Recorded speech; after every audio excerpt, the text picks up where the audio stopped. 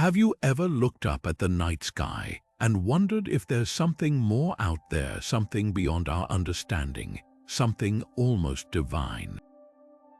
For as long as humanity has walked this earth, we've been searching for answers to the biggest questions of existence.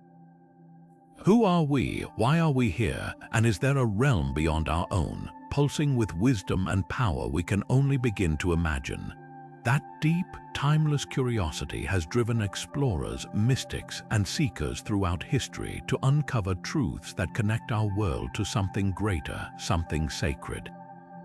What if I told you that scattered throughout ancient texts, hidden in forgotten ruins, and encoded in age-old symbols lie astonishing secrets that bridge our reality with the divine? These aren't just myths or legends, they're profound insights left behind by cultures that understood the fabric of existence in ways modern science is only beginning to grasp. From the sacred geometry of the pyramids to the whispered mantras of Himalayan monks, these revelations offer glimpses into a reality where the physical and spiritual worlds intertwine. They speak of universal energies, hidden dimensions, and cosmic connections that hint at a grand design far beyond our everyday perception.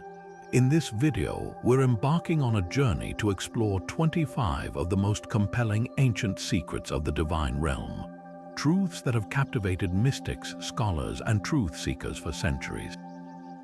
Together, we'll unlock mysteries that have remained shrouded in symbolism and silence, piecing together a tapestry of wisdom that spans civilizations and millennia.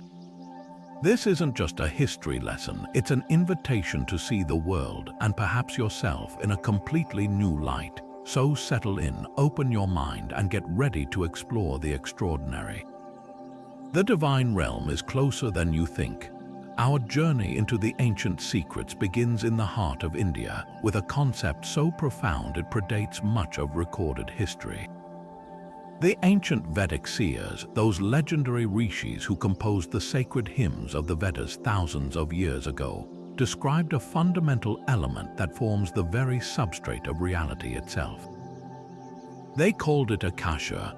While many are familiar with the four classical elements earth, water, fire, and air, the Vedic tradition speaks of a fifth, a quintessential element from which the others emerge.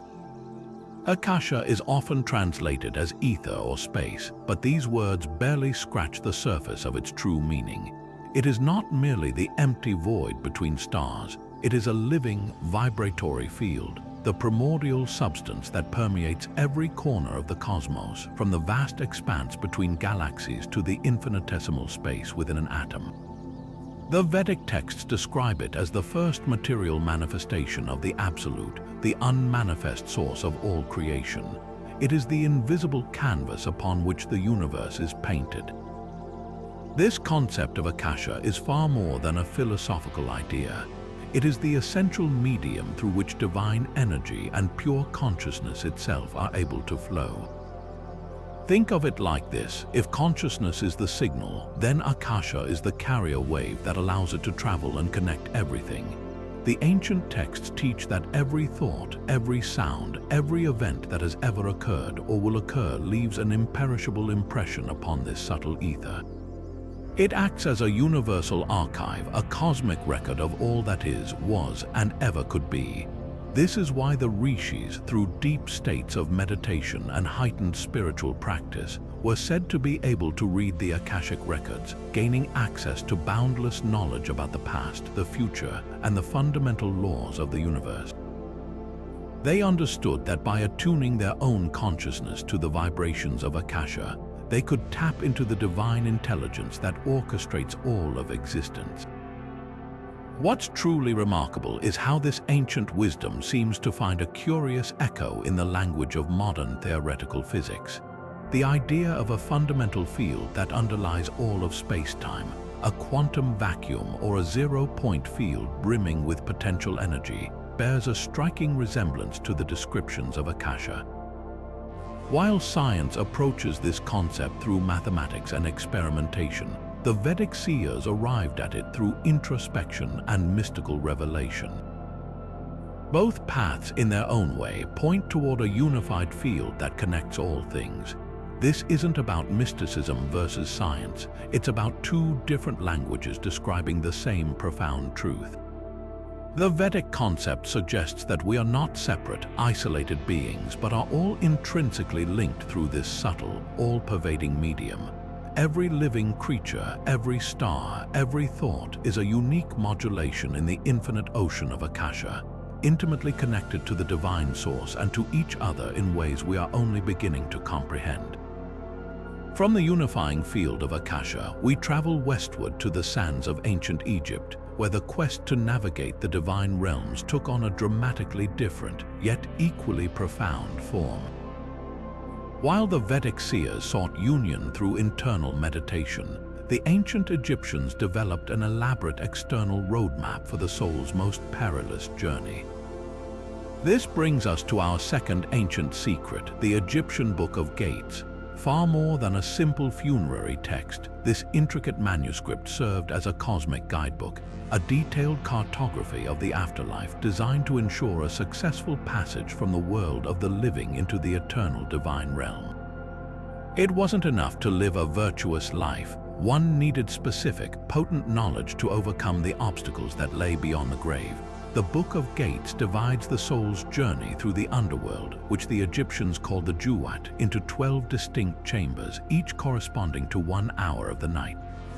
Imagine the sun god Ra in his solar bark making this voyage each night, and the soul of the deceased pharaoh, and eventually other nobles attempting to join him.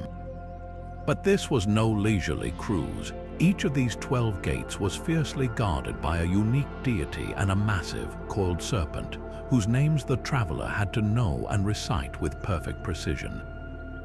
This wasn't mere superstition, it was a spiritual technology. Knowing the true name of a divine entity was believed to grant one power over it. To pass through each gate, the soul had to demonstrate this sacred knowledge, effectively using words of power as the key to unlock each successive level of the journey. The challenges within each chamber were tests of morality and essence as much as they were tests of knowledge. In one particularly dramatic scene, the soul would face the final judgment in the Hall of Osiris, but the text describes an even more fearsome trial. The weighing of the heart against the feather of Mat, representing truth and cosmic order. But the Book of Gates adds another layer. Those who failed this test, whose hearts were heavy with wrongdoing, did not face simple annihilation. They were consumed by a monstrous being known as the Devourer, a composite creature part crocodile, part lion, and part hippopotamus waiting beside the scales. This vivid imagery served a dual purpose. It was a powerful moral incentive for ethical behavior in life, and it represented the complete disintegration of a soul unfit for the divine realms. What makes this ancient text so captivating is its profound symbolism.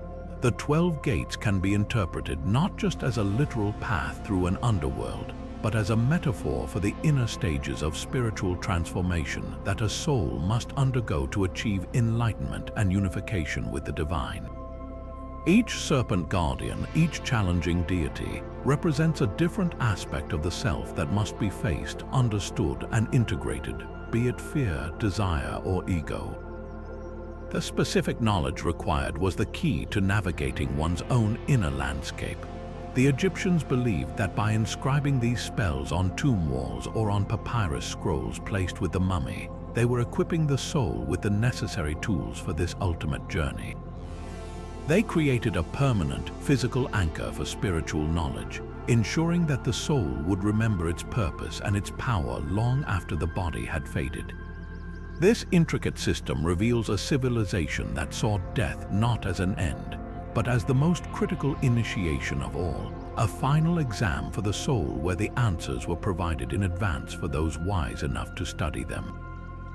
Leaving the judgment halls of Egypt, our exploration takes us even further back in time, to the Fertile Crescent of Mesopotamia, where the Sumerians laid the foundations of modern civilization. It is here that we encounter one of the most potent and recurring ideas in ancient mythology, the concept of a physical object that holds the very source of divine power.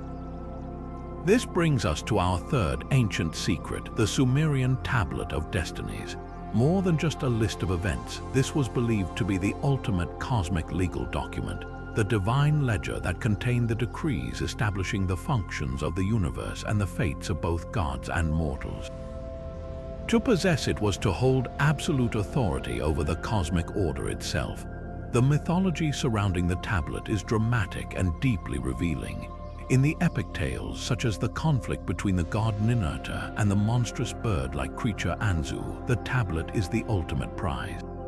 Anzu steals the tablet from the supreme god Enlil, not for petty theft, but to usurp the very throne of heaven. By seizing the object that contained the decrees of destiny, Anzu effectively hijacks the administration of the cosmos. The subsequent panic among the gods underscores its importance. Without it, their power is void, and chaos threatens to unravel creation. The story illustrates a fascinating principle, that divine authority was not an inherent personal quality, but was instead vested in this external, transferable artifact. Power was a function of controlling the script that governed reality. What is truly astonishing is how this Sumerian concept echoes across wildly disconnected ancient cultures, suggesting a shared, deep-seated human intuition about the nature of cosmic law. In ancient Egypt, we find the concept of the 42 declarations of innocence from the Book of the Dead, which functioned as a negative confession, a spoken assertion of one's adherence to Mat, the principle of cosmic order. While not a physical tablet, it served a similar purpose, a prescribed, powerful text that governed one's fate in the afterlife. Even more striking is the parallel in the Abrahamic traditions. The 2 stone tablets given to Moses on Mount Sinai, inscribed by the finger of God with the foundational laws for his people. Though these are moral and social laws rather than cosmic decrees, the idea of divine authority being codified and transferred through inscribed stone is remarkably consistent.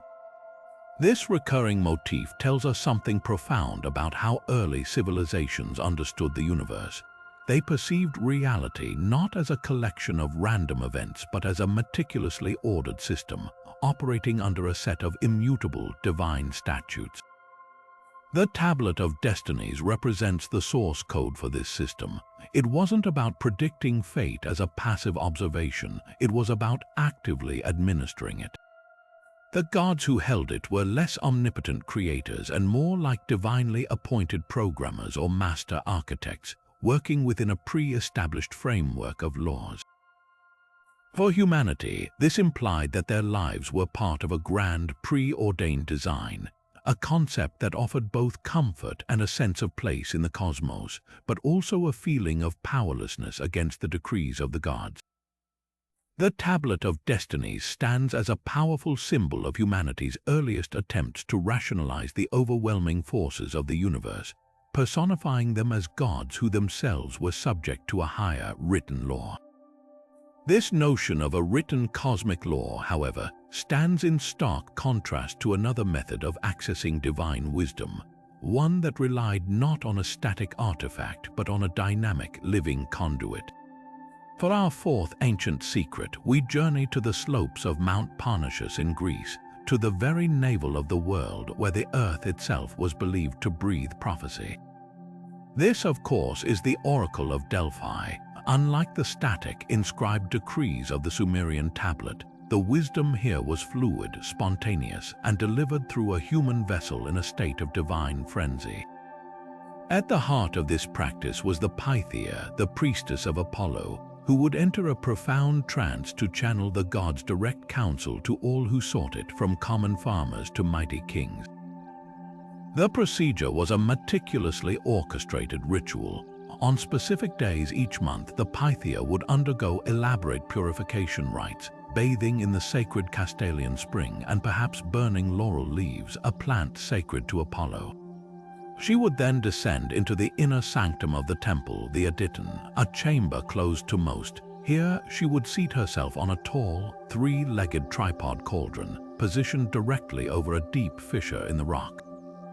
Ancient sources describe a sweet, ethereal vapor or pneuma, a sacred breath rising from this chasm, As she inhaled these vapors, the Pythia would slip into an altered state of consciousness.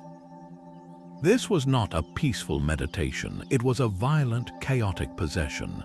Her body would shake and convulse, her eyes would roll back, and she would begin to speak in ragged, tormented cries and unintelligible gibberish. This was the raw, unfiltered voice of the god, but the process didn't end there. Her frantic utterings were then interpreted and translated into elegant, often ambiguous hexameter verse by a team of male priests. This two-step system was crucial. The Pythia provided the divine raw material, the priests provided the coherent, if cryptic, message. A king asking whether he should go to war might receive an answer like, "If you cross the river, a great empire will fall." He would be left to decide which empire the oracle meant, his own or his enemies.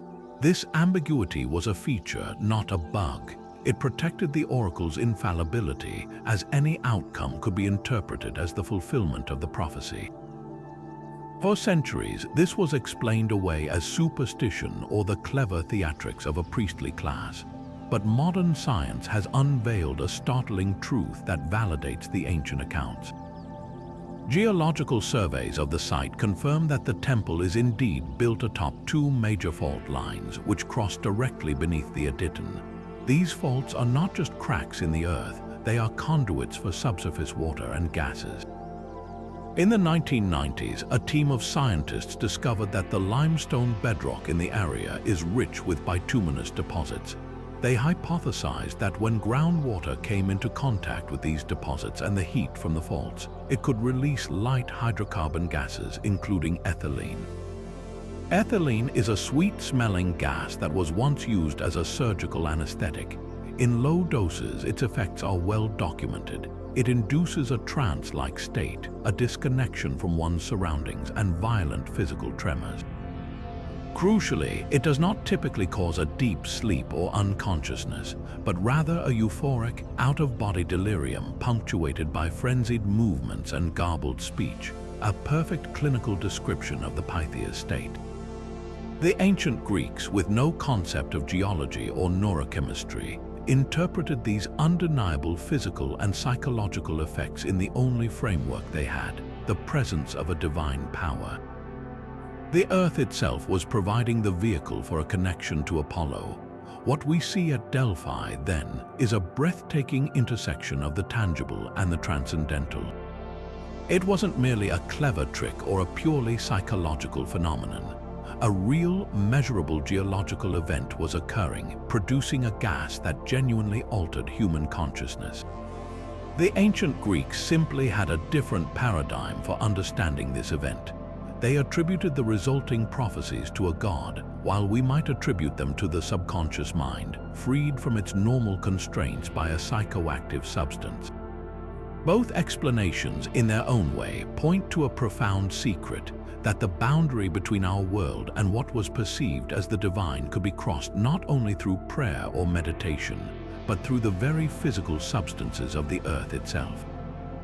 The Oracle of Delphi stands as a powerful testament to the idea that the divine realm did not exist in some distant heaven, but was interwoven with the very fabric of the planet, waiting to be breathed in. While the Greeks sought divine whispers from the cracks in the earth, the Norse looked upward and inward to a symbol of breathtaking scale and intricate connection. Our fifth ancient secret takes us to the frozen north, to the very heart of Norse cosmology, Yggdrasil, the immense world tree.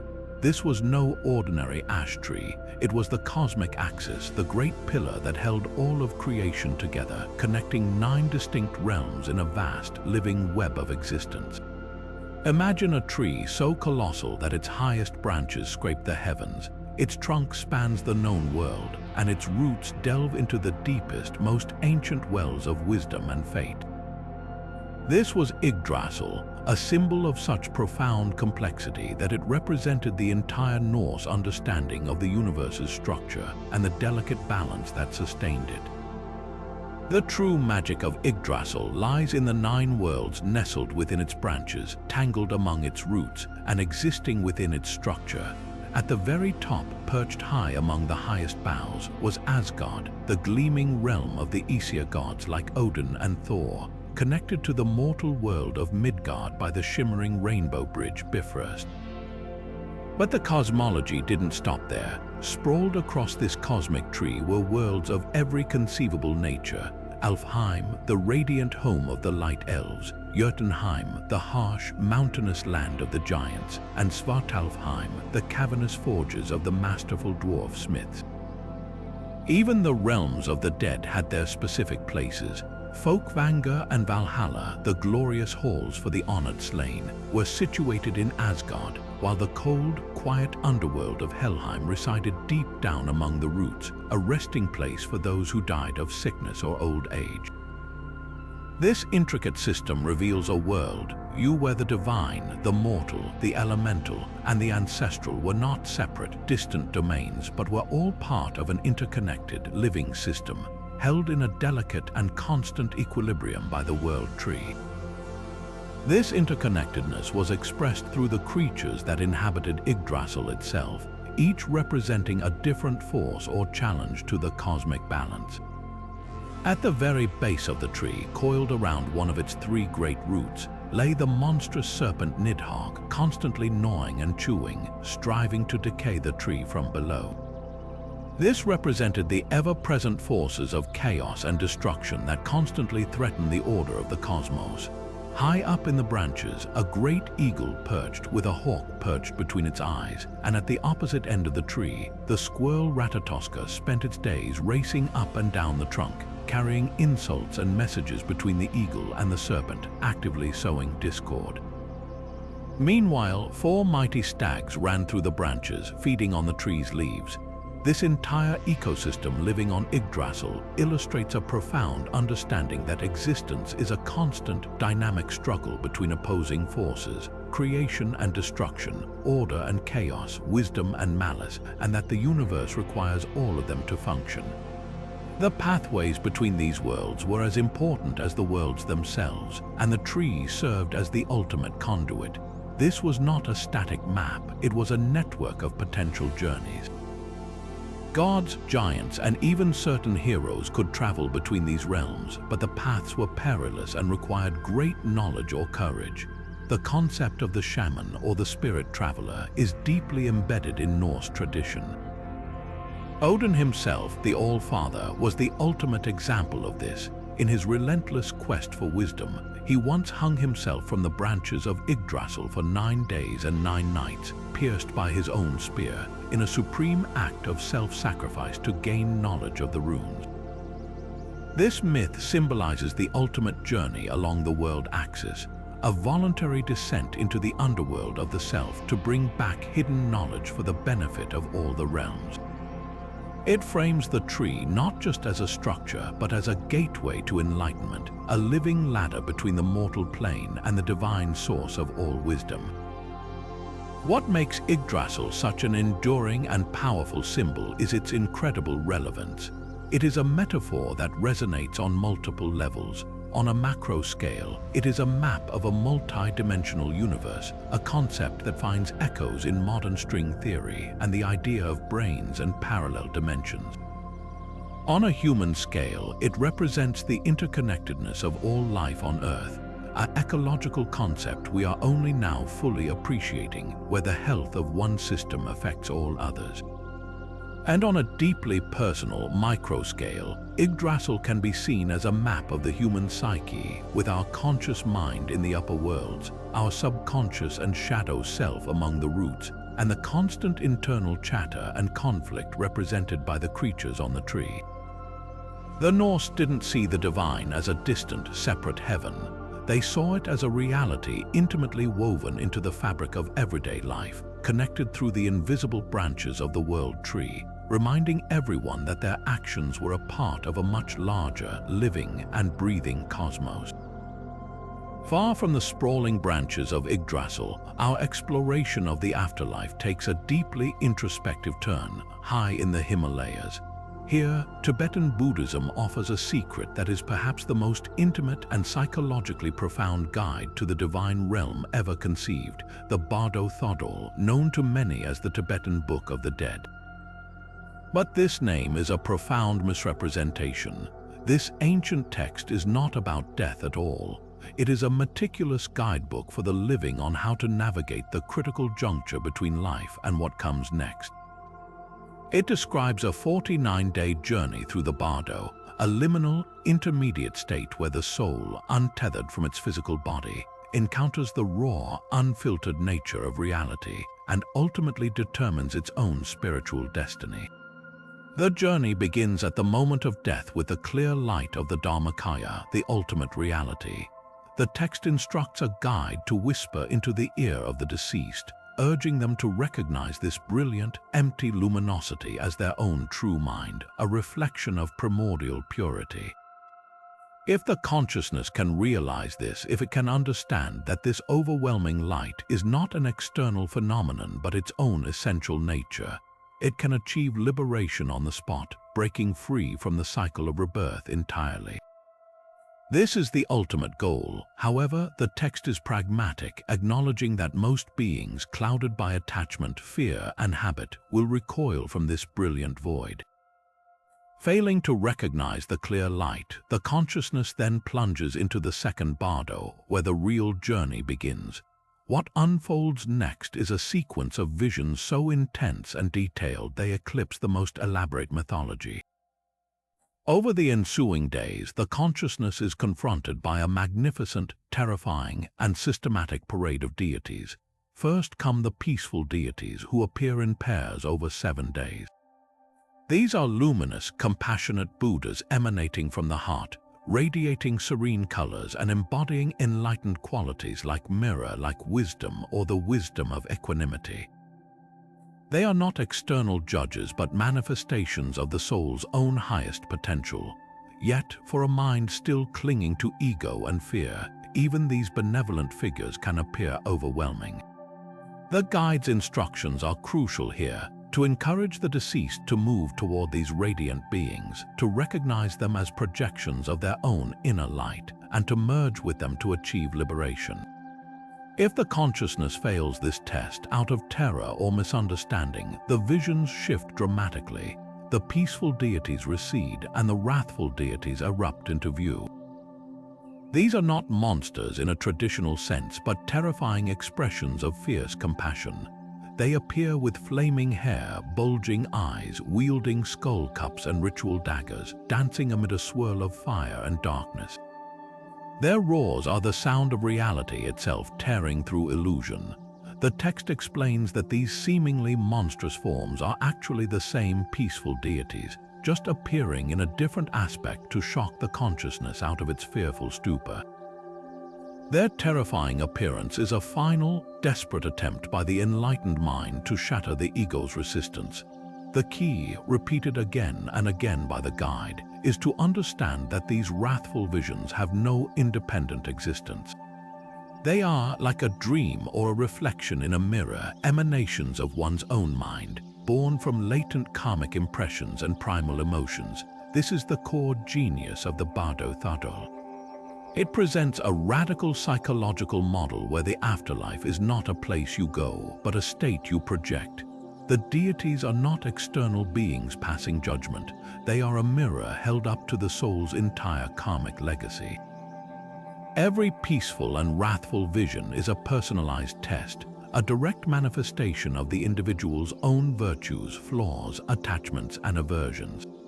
A person consumed by anger in life will likely project especially fierce and terrifying wrathful deities, while a person of great compassion might more easily recognize the peaceful ones. The entire Bardo experience is a grand, cosmic Rorschach test, and the result determines the next rebirth.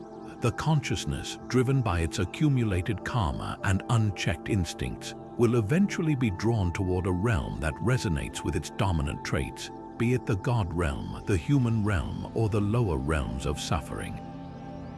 Ultimately, the Bardo Thodol is a secret about preparing for the ultimate moment of truth while we are still alive. Its teachings are meant to be studied and integrated long before death arrives. By practicing meditation and cultivating awareness, one learns to recognize the nature of mind and to see all phenomena, both in life and in death, as empty projections. This wisdom transforms the text from a funeral rite into a powerful spiritual tool, teaching that how we perceive reality right now is a direct rehearsal for how we will navigate the bardo.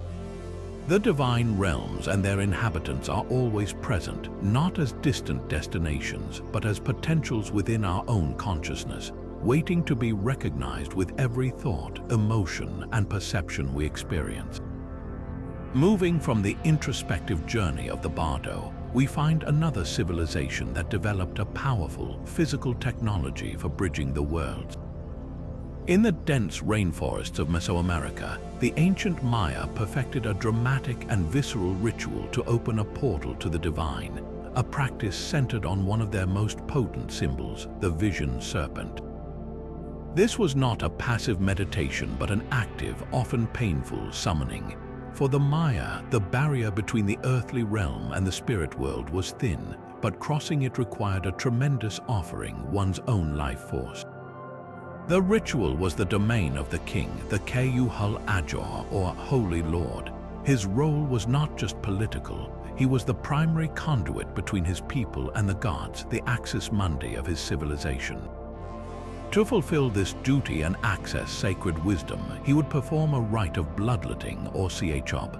This was far more than a simple symbol of piety. It was a calculated act of spiritual engineering. During great celestial events or at moments of crisis, the king and sometimes his queen would retreat to a sanctified space. Using a stingray spine, an obsidian lancet, or a rope studded with thorns, they would pierce their own tongues, earlobes, or genitals, allowing their blood to drip onto strips of bark paper gathered in a bowl. This precious offering, this royal life essence, was then burned as an offering. The rising smoke from the burning blood was believed to carry the king's prayer and sacrifice directly to the gods, acting as a conduit that pulled the divine down into the mortal world. The climax of this intense ceremony was the manifestation of the vision serpent, or Waxaklajun Yubakan, as the king, weakened from blood loss and perhaps aided by psychoactive substances, entered a profound trance state. The coiling smoke would seemingly coalesce into the form of a giant, undulating serpent. This was no ordinary animal, it was a supernatural being, a living portal. From its gaping mouth would emerge a fully formed figure, a deified ancestor or a major god like the rain deity Chok or the founder of the dynasty. This being would then speak directly to the king, offering counsel, validating his right to rule, or providing prophecies for the future. Stelae and vase paintings depict these moments with stunning clarity. The king in his elaborate regalia, often holding a torch to illuminate the miraculous apparition, communing with the being that has emerged from the serpent's maw. This ritual served a crucial dual purpose. On one level, it was genuine divine communion, a way to seek answers from the other side. On another, it was a masterful performance of political power. By publicly demonstrating his unique ability to summon gods and ancestors, the king reinforced his legitimacy and his indispensable role as the sole mediator for his people. The vision serpent was the ultimate proof of his sacred contract with the supernatural realm. This practice reveals a world view where pain and ecstasy were intertwined paths to enlightenment, where the most valuable divine secrets could only be purchased with the ultimate currency, one's own blood, offered willingly to open a doorway to the other side. Yet, while the Maya sought to pull the divine down through ritual sacrifice, another tradition pursued a far more inward and perilous path to reach the ultimate source. In the deeply contemplative world of early Jewish mysticism, a small group of devoted practitioners developed a method to ascend to the heavens themselves, not through blood, but through intense meditation, prayer, and the utterance of sacred names. This brings us to our eighth ancient secret, the Merkabah, or divine chariot mysticism. rooted in the breathtaking vision of the prophet Ezekiel, who described a fiery, wheeled throne borne by 4 living creatures. This tradition was not about interpreting a text but about reenacting the prophet's journey. It was a rigorous, esoteric practice aimed at achieving a personal ascent through the 7 heavenly palaces to stand in the presence of God's overwhelming glory. The journey was meticulously mapped and incredibly dangerous. A prospective mystic known as a Yord Merkabah, one who descends to the chariot, would undergo years of strict purification, fasting, and prayer to prepare. The actual ascent was not a physical journey but a soul voyage, a guided meditation through a cosmos structured as 7 concentric hecalot or palaces, each one more magnificent and more fiercely guarded than the last. The goal was to navigate this celestial obstacle course and reach the 7th palace, to behold the divine throne, the Merkabah, in all its terrifying splendor.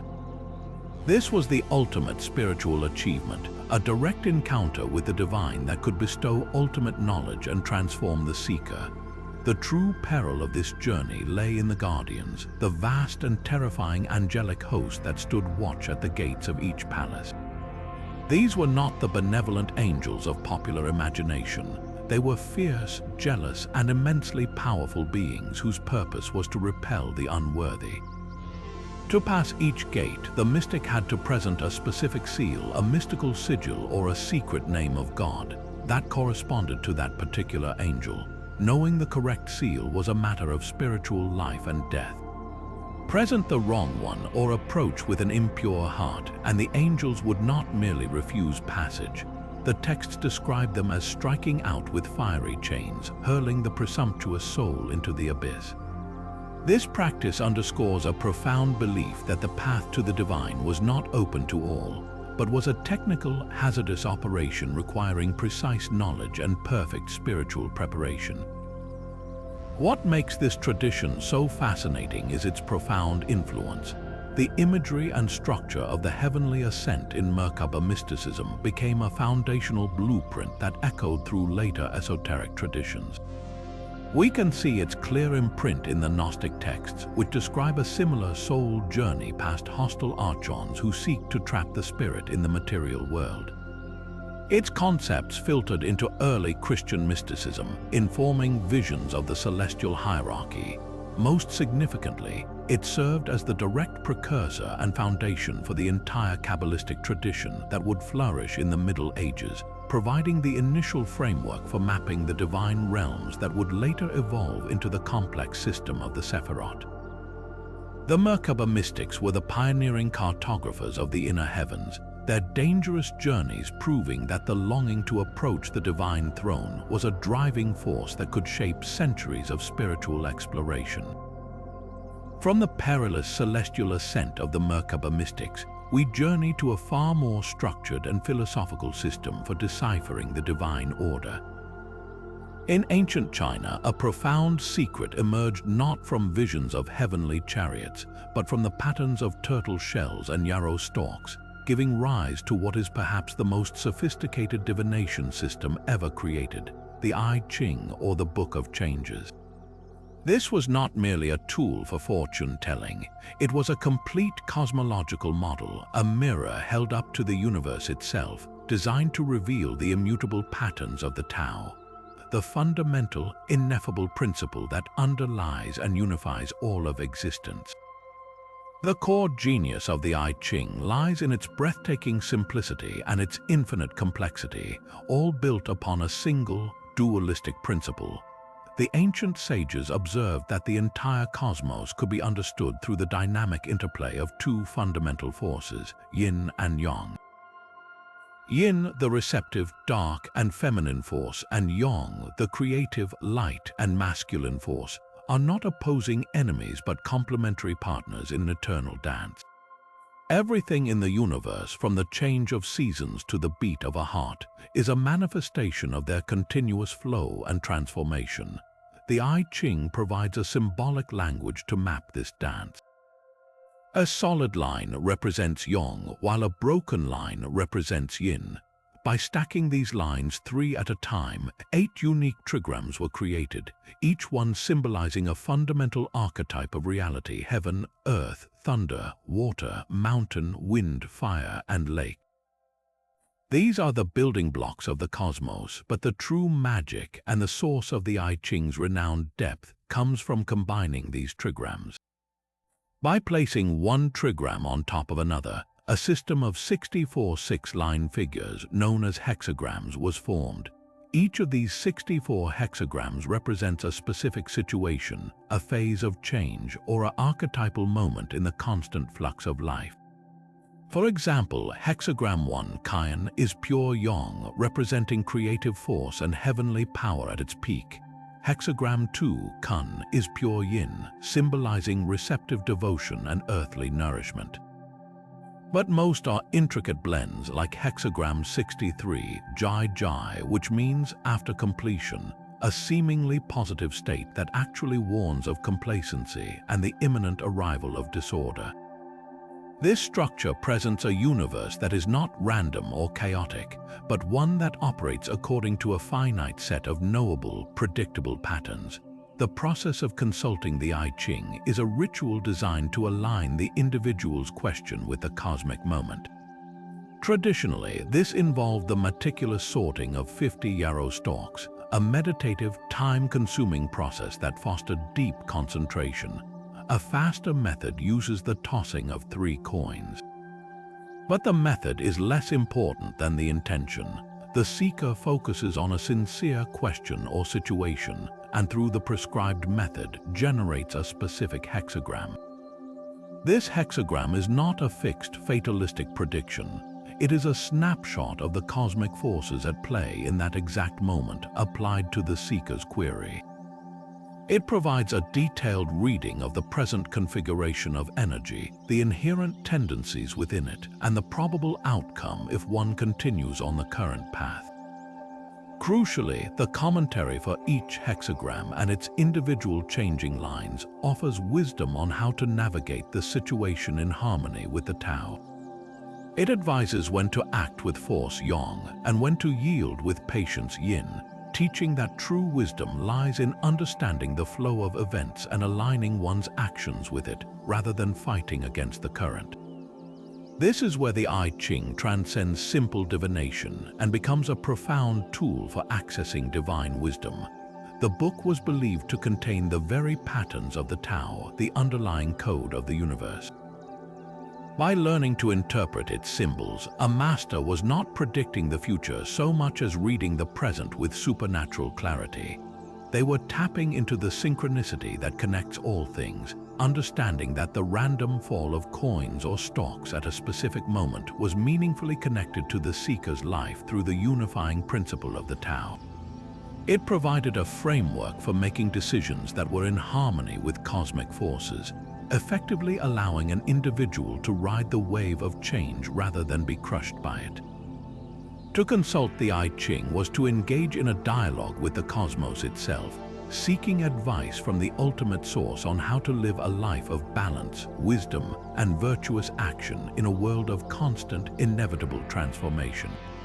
While the I Ching maps the flow of cosmic change through ancient symbols, another culture developed a living, breathing map of creation itself, woven not into a book but into the very land under their feet.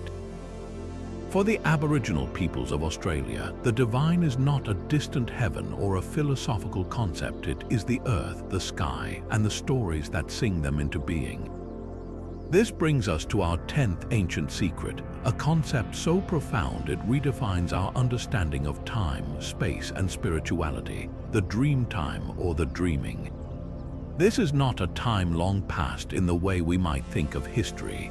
It is a sacred, eternal dimension that exists parallel to our own, the source of all life and natural law, where the ancestral beings brought the world into existence through their epic journeys. Imagine a time before the world had its form, a vast, flat, and silent plain. Then, from beneath the earth and from the sky above, the ancestors emerged beings of immense power who were part human, part animal, and part plant. These were the rainbow serpent, the kangaroo man, the honey ant women, and countless others. As they moved across the featureless land, they shaped it through their actions. The rainbow serpent carved out riverbeds and waterholes as it slithered. The kangaroo man, in a great leap, created a mountain range where his feet touched down. Where the ancestors fought, loved, hunted, or simply stopped to rest, they left behind a permanent imprint on the landscape. A rock formation, a stand of trees, a water source. But their creative power went even further. When their work was done, these beings did not simply die. They transformed, sinking back into the earth or turning into features of the landscape, infusing those places with their eternal spiritual essence. In doing so, they also established the first laws, the rituals, social structures, and moral codes that human beings must follow to live in harmony with this creation. This is where the concept moves from a creation myth to a sophisticated spiritual technology for navigating both the physical and divine worlds. The paths walked by these ancestral beings during the dreaming did not vanish. They became songlines or dreaming tracks. A songline is a sequence of locations, a waterhole, a distinctive tree, a peculiar rock, a mountain that marks the route of an ancestor. But these locations are not just landmarks, they are verses in an epic song. The entire journey of the ancestor is encoded in a long, intricate song that describes the landscape, the events that occurred there, and the essential knowledge associated with it. By singing the song while walking the land, one literally navigates the territory. The song acts as a sonic map, with each verse corresponding to the next feature in the landscape. If you know the song for the emu ancestor, you can walk for hundreds of miles through the desert, from one water source to the next, guided solely by the lyrics. This turns the entire Australian continent into a vast, interconnected library of sacred knowledge.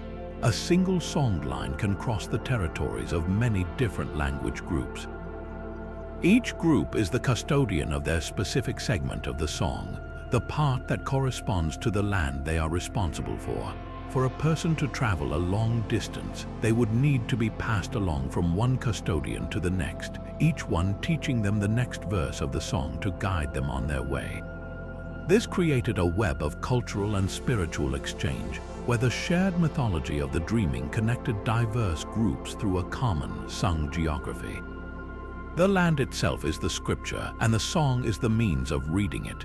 To walk a songline is not a hike, it is a ritual reenactment of the original creation, a way of literally walking in the footsteps of the gods, tapping into the creative power of the dreaming to renew the world and one's own connection to it. The ultimate purpose of this practice is to maintain the world. Aboriginal people believe that the creative energy of the dreaming is not a one-time event but a continuous force that must be actively sustained. By performing ceremonies at the sacred sites along a songline, singing the songs, dancing the stories, creating rock art, the people are doing something far more profound than remembering. They are participating in the ongoing creation of the world. Their rituals release the spiritual energy stored at those sites, much like charging a battery, ensuring the continued fertility of the land, the regular cycle of the seasons, and the balance of life.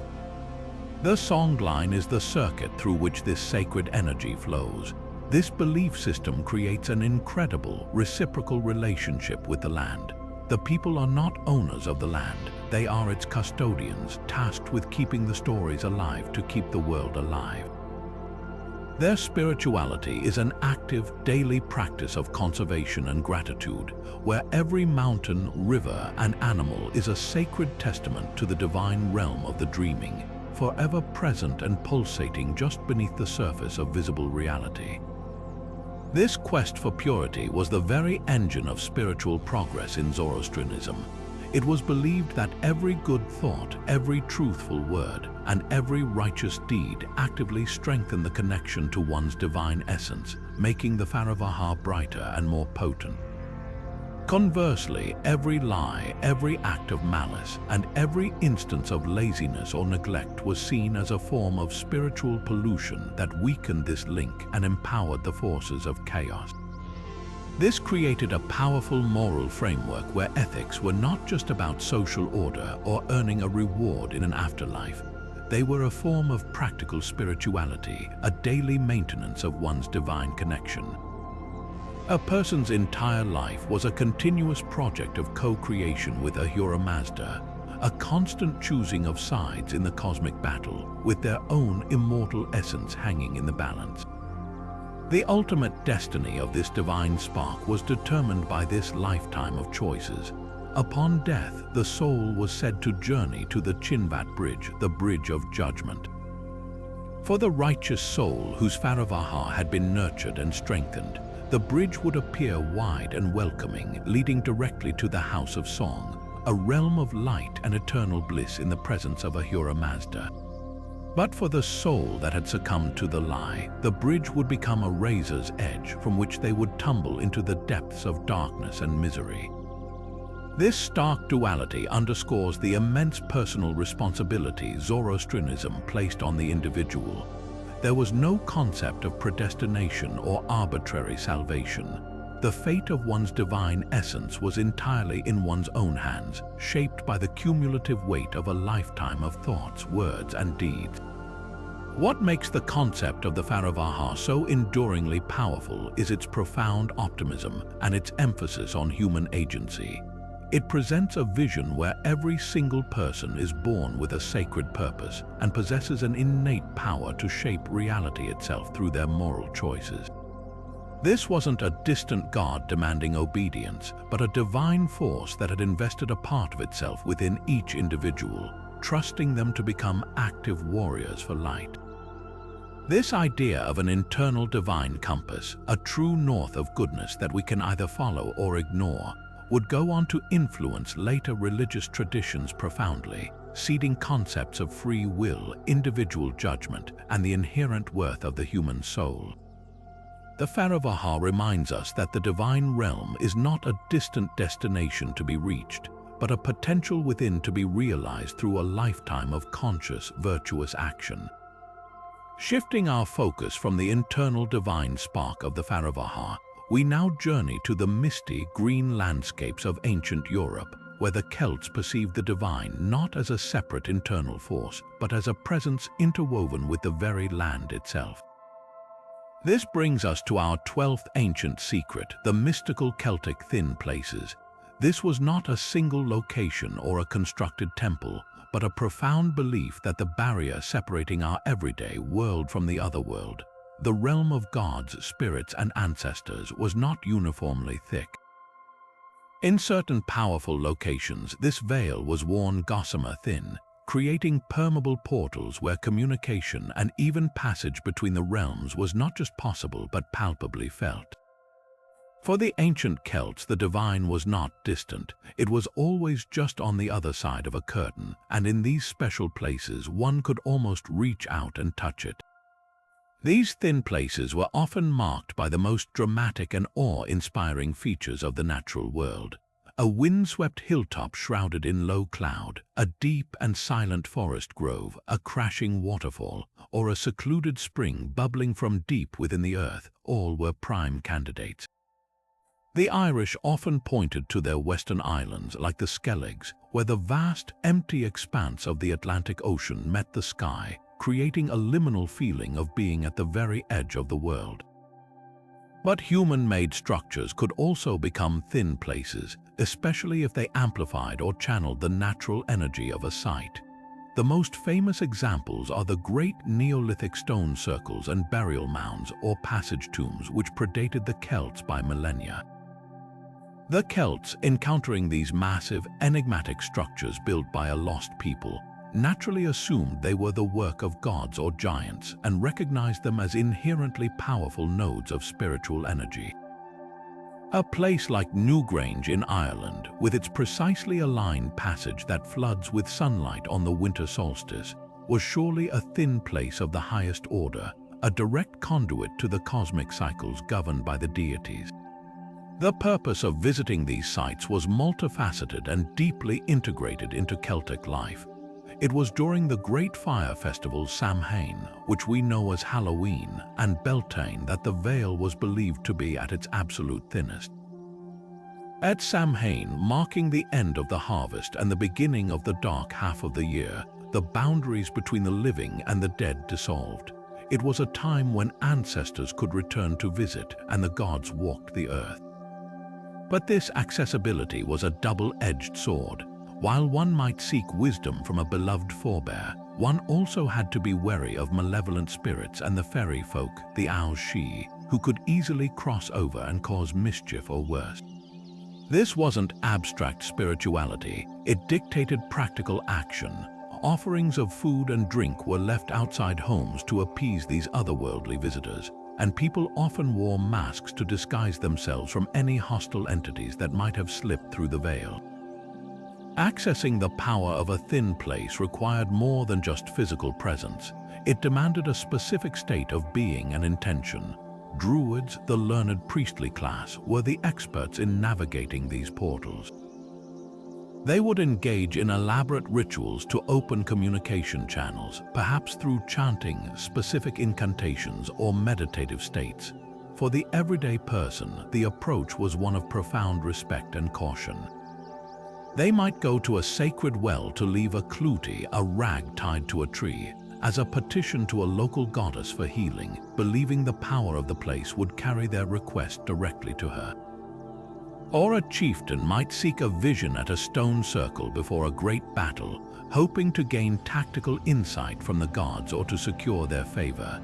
The act of crossing into a barrow or walking a processional path towards a circle was itself a ritual, a conscious leaving behind of the mundane world to step into a space where the rules of reality were subtly different. The enduring legacy of the Celtic thin places offers us a powerful alternative model for connecting with the divine. Unlike the solitary, internal quest of the Merkabah mystic or the intense bloodletting of the Maya king, the Celtic way was about finding the divine already present in the world around us. It suggests that spirituality is not about ascending to a distant heaven or descending into the self, but about tuning our perception to the sacredness inherent in nature. This ancient belief continues to resonate deeply today. Many people, even those with no Celtic ancestry, report feeling a tangible shift in energy, a profound peace, or a sense of awe when visiting sites like Stonehenge in England or the Callanish stones in Scotland. This persistent feeling hints at an intuitive human recognition of these power spots. The secret of the thin places invites us to reconsider our own landscape, to seek out those places where the air seems to hum with a different frequency, and to remember that the divine realm might not be light years away, but is perhaps just a heartbeat beyond the next tree or right on the other side of the nearest stone. From the permeable veils of Celtic thin places, we now turn inward to a map of the human body that is also a map of the cosmos. This brings us to our 13th ancient secret, a sophisticated system of spiritual anatomy that has been refined over millennia, the Hindu chakra system. Far more than the popularized image of colored wheels, the chakras represent a profound technology for understanding how the individual soul is connected to the universal divine. The system describes 7 primary energy centers or vortices aligned along the spine, each one a stepping stone on the path from earthly existence to cosmic consciousness, and each one a gateway to a different aspect of divine power and wisdom. The journey begins at the base of the spine with the Muladhara or root chakra. This is our foundation, the energy center associated with survival, stability, and our most basic connection to the physical world and the earth itself. Its element is earth, and when balanced, it provides a profound sense of safety and groundedness. From there, the energy moves upward to the Svadhisthana, the sacral chakra, located just below the navel. This center governs our creativity, sensuality, and emotional flow, with water as its element, symbolizing the fluid and often unpredictable nature of our desires and feelings. The third center, the Manipura or solar plexus chakra, is the seat of our personal power, will, and identity. Its element is fire, representing the transformative energy of ambition and self-esteem that fuels our actions in the world. Ascending further, we reach the heart center, the Anahata chakra. This is the crucial pivot point in the entire system, the bridge between the lower three chakras associated with our earthly identity and the upper three chakras connected to higher consciousness. The heart chakra's element is air, and it represents unconditional love, compassion, and connection. Mastering this center means transcending the ego's selfish concerns and beginning to identify with a more universal, inclusive love. From this balanced heart, the energy can rise into the Vishuddha or throat chakra. Its element is ether or space, and it governs communication, expression, and the power of vibration through speech and sound. A clear throat chakra allows one to speak their highest truth and to listen deeply. The final two centers are the gateways to the purely divine realms. The Ajna chakra, located in the center of the forehead, is commonly known as the third eye. This is the center of intuition, insight, and inner vision. When activated, it is believed to grant perception beyond the physical senses, allowing one to see the subtle energy of the world and access profound wisdom directly. The ultimate destination of this inward journey is the Sahasrara, the crown chakra at the very top of the head. This is not a chakra of personal identity, but of pure, undifferentiated consciousness. It represents the final dissolution of the individual self into union with the divine source, the ultimate state of enlightenment and bliss where the soul realizes its fundamental oneness with all that is. This entire system is brought to life through the concept of Kundalini energy, often visualized as a dormant serpent coiled 3.5 times at the base of the spine. The entire purpose of many yogic and tantric practices is to awaken this potent primal spiritual force and guide its ascent up the central channel of the subtle body, known as the Sushumna.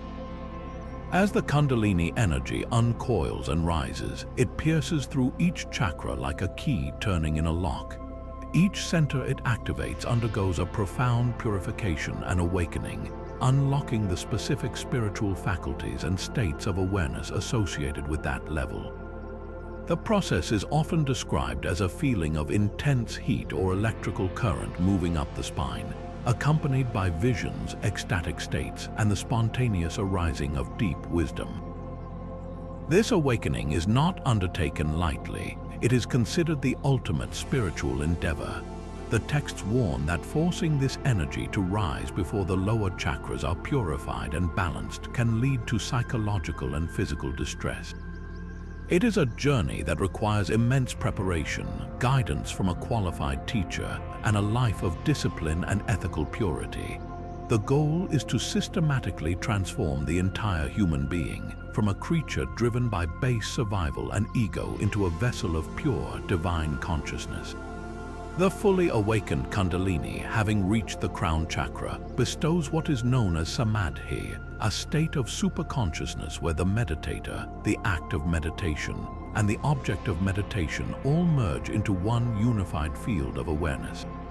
In this state, all boundaries dissolve, and the practitioner gains direct experiential knowledge of the divine realms, not as an external destination, but as the fundamental nature of their own true self. While the chakras map an internal path to the divine, ancient Mesopotamia offers a mythic projection of that same cosmic struggle onto the grandest scale imaginable. Our journey now takes us to the dusty libraries of Babylon, where scribes meticulously copied one of the most influential stories ever told, the Enuma Elish. This epic was far more than a simple creation myth. It was the foundational document of the Babylonian Empire, a divine justification for their king's absolute power, and a profound revelation that the very act of speaking a name could wield unimaginable creative and destructive force. It presents a universe where divinity is not inherently peaceful, but is born from a terrifying primordial chaos and secured through a gruesome cosmic war. The epic begins not with a benevolent, all-powerful god, but with a swirling, watery chaos from which the first deities emerge, Two primordial beings, Apsu, the sweet fresh water, and Tiamat, the salty seawater, mingle their waters, giving birth to generations of younger gods. But these new gods are lively and noisy, disrupting the silent stillness that Apsu desires. He plots to destroy them to return to the quiet of nothingness. This threat sparks the central conflict. One of the younger gods, a master of magic and wisdom, learns of the plan. He acts first, using a powerful incantation to lull Apsu to sleep, then killing him and establishing his own dwelling upon the slain god's body. From this act, and his consort Damkina become parents to Marduk, a deity of extraordinary power and radiance, destined to become Babylon's patron god.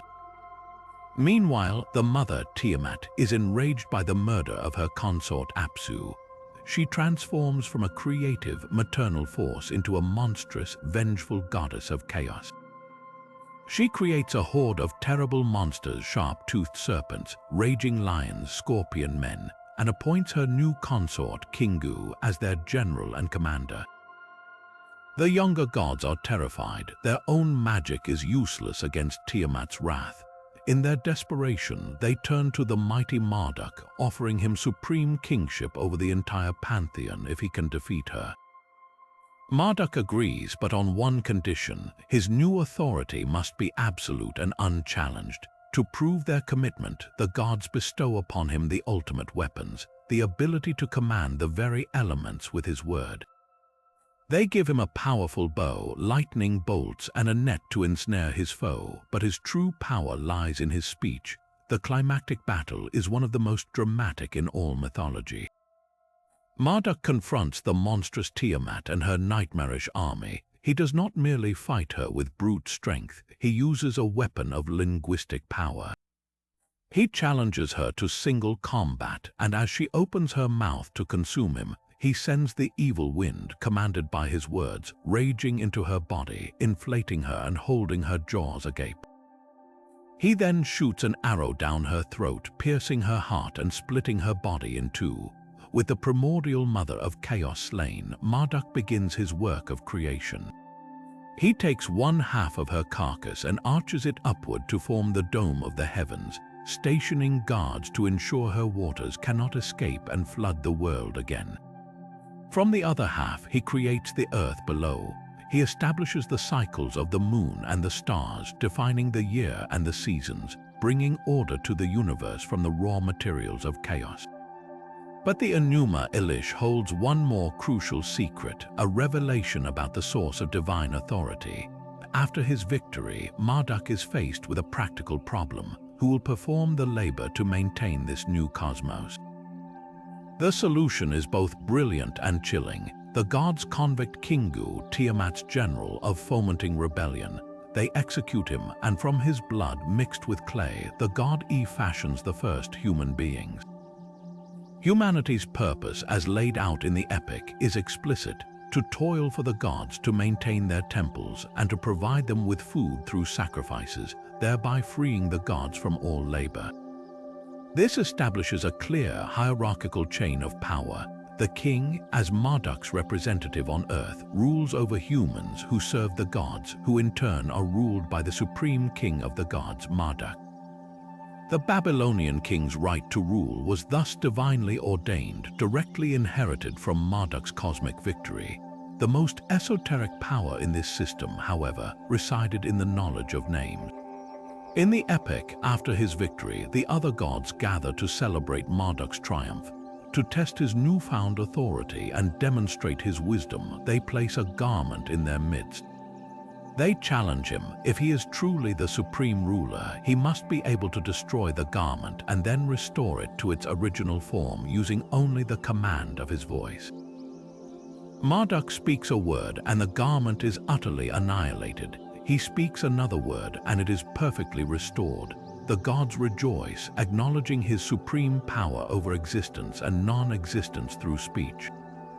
This scene encapsulates the core Mesopotamian belief in the power of the spoken word. To know the true, secret name of a god, a demon, or an element of creation was to hold power over it.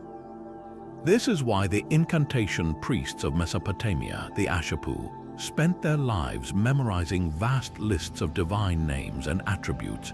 By correctly reciting these names in their rituals, they believed they could compel the gods to act, to heal a sick person, to ward off a demon, or to ensure a bountiful harvest. The Enuma Elish was not just a story to be told. It was a cosmological blueprint and a magical formula, affirming that the universe itself was spoken into order through the divine power of a name. Yet the power of a name, as revealed in the Enuma Elish, requires a knower, a human consciousness, to speak it and wield its power. This leads us to a tradition where the individual seeks not just to know a name, but to discover their own true name and purpose through a direct, unmediated encounter with the divine. Across the vast and varied landscapes of North America, numerous indigenous nations developed a profound rite of passage known as the Vision Quest. This was not a ritual of reading or recitation, but one of profound solitude and sensory deprivation, a voluntary ordeal designed to strip away the ego and the comforts of the community, forcing a raw and honest confrontation with the self and the spirit world in order to receive a personal revelation that would guide one's entire life. The quest was typically undertaken at a pivotal crossroads in a person's life, at the dawn of puberty, before a major hunt or battle, or during a period of profound grief or confusion. It was never entered into lightly. The seeker would first undergo extensive preparation under the guidance of a medicine person or elder. This involved purification through sweats in a lodge, prayers, and fasting, all aimed at aligning the individual's intention and preparing their body and spirit for the trial to come. The quest itself meant journeying alone to a remote, powerful place in the wilderness, a high butte, a deep canyon, or a secluded forest grove, a place where the veil between worlds was known to be thin. There, the individual would remain for a number of days, often 4, a sacred number representing the cardinal directions and the cycles of life. They would take no food and only sips of water, exposed entirely to the elements, the cycles of the sun and moon, and the presence of the wild. In this state of physical vulnerability and heightened awareness, the seeker would pray incessantly, crying for a vision. The goal was to reach a point of absolute humility and openness, a state where the ego's voice was silenced by hunger, thirst, and exhaustion, allowing the deeper voice of spirit to be heard. It was in this altered state of consciousness that the vision would come. These were not gentle daydreams, but powerful, often terrifying, multisensory experiences. A seeker might be visited by an animal spirit, a bear, an eagle, a wolf who would impart its wisdom and become a lifelong guardian and source of strength. This spirit guide might teach a song, reveal a hidden truth, or bestow a specific power. Others might receive a complex symbolic narrative that required years of interpretation with an elder, a map for their life's purpose that they would spend a lifetime deciphering and fulfilling. The vision was not an end in itself. Its true power was in its integration. Upon returning to the community, gaunt and transformed, the seeker would sit with elders to recount every detail of their experience. The elders, as custodians of tribal symbolism and mythology, helped interpret the vision's meaning. A vision of a thunderbird might signify a destiny as a leader, while a vision of a healing herb could point toward becoming a medicine person. This interpretation was crucial. It translated the intensely personal, often chaotic, spiritual encounter into a socially recognized role and purpose within the tribe. The vision might reveal the seeker's true name, which would then be used in ceremonial contexts, solidifying their new identity. The entire process wove the individual's unique spiritual journey back into the fabric of the community, ensuring that personal revelation strengthened collective life. This practice reveals a breathtakingly democratic approach to the divine. Unlike systems where only a priestly class could access the gods, the Vision Quest empowered every individual to seek their own direct connection. It was a spiritual technology that acknowledged the Great Spirit could speak to anyone who was humble and brave enough to listen in the sacred silence of nature. The quest was fundamentally an act of relationship building not just with one's own spirit, but with the land itself and all its inhabitants. By suffering upon the mountain, the seeker entered into a covenant with that place and the spirits that resided there. They learned that guidance, healing, and purpose were not abstract concepts to be studied in texts, but living forces waiting in the wind, the stars, and the eyes of the animals, available to all who approach with a sincere heart and a willingness to sacrifice comfort for truth. This profound and radical vision of the divine comes from a collection of early Christian movements that modern scholars have labeled Gnosticism, a term derived from the Greek word gnosis, meaning knowledge. But this was not intellectual knowledge gained from books or teachers. It was a secret, direct, and transformative knowing of one's true self and one's ultimate origin. The Gnostics saw themselves as possessors of this liberating truth, a spark of insight that could free the soul from its cosmic prison. Their worldview presents a universe that is, at its core, a tragic mistake, and humanity's plight is one of divine amnesia, trapped in a material world created not by the ultimate God, but by a flawed and ignorant lesser deity. At the heart of this complex cosmology is the concept of the pleroma, a Greek word meaning fullness. This was the true, transcendent realm of the ultimate, invisible, and unknowable God, who is referred to as the One, the Monad, or the invisible spirit. The pleroma is not a physical place but a state of being, an emanatory realm of perfect, divine consciousness, radiant with peace, harmony, and light. From this ultimate source, a series of divine attributes called eons eternally emanated. These eons, such as truth, life, and word, were paired into male and female syzygies, and together they populated the pleroma, each one a unique expression of the divine nature, all existing in a state of perfect, blissful communion. This was the true home of the human spirit, a realm of pure, undivided light from which a great tragedy unfolded. The catastrophe, according to the Gnostic narrative, began with the youngest of these eons, often named Sophia, which means wisdom. In an act of passionate desire to know the unknowable depth of the Father, or sometimes through an error or presumption, Sophia attempted to emanate on her own without her divine counterpart. This unilateral action resulted in the creation of a flawed, imperfect being, devoid of the spiritual balance of the pleroma. This entity was the demiurge, the creator god, who is given names like Yaldabaoth or Saklas. Blinded by his own ignorance and arrogance, the demiurge believed himself to be the only god, and without any true understanding of the spiritual realm above him, set about creating the material universe, the cosmos we perceive with our senses. He fashioned the heavens and the earth, the planets and the stars, and finally he sculpted the first human, Adam, from the clay of the earth.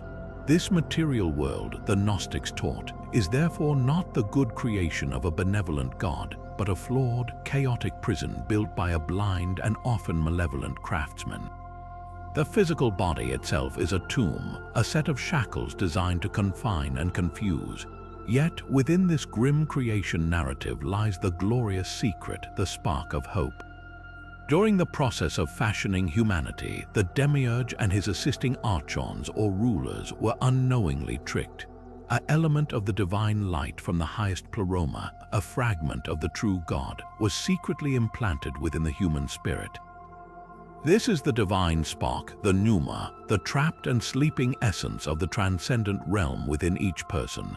Humanity is thus a paradoxical being, a material creature of flesh and blood, subject to death and decay, but also a spiritual being containing a priceless pearl of divine light, a forgotten heir to an unimaginable inheritance.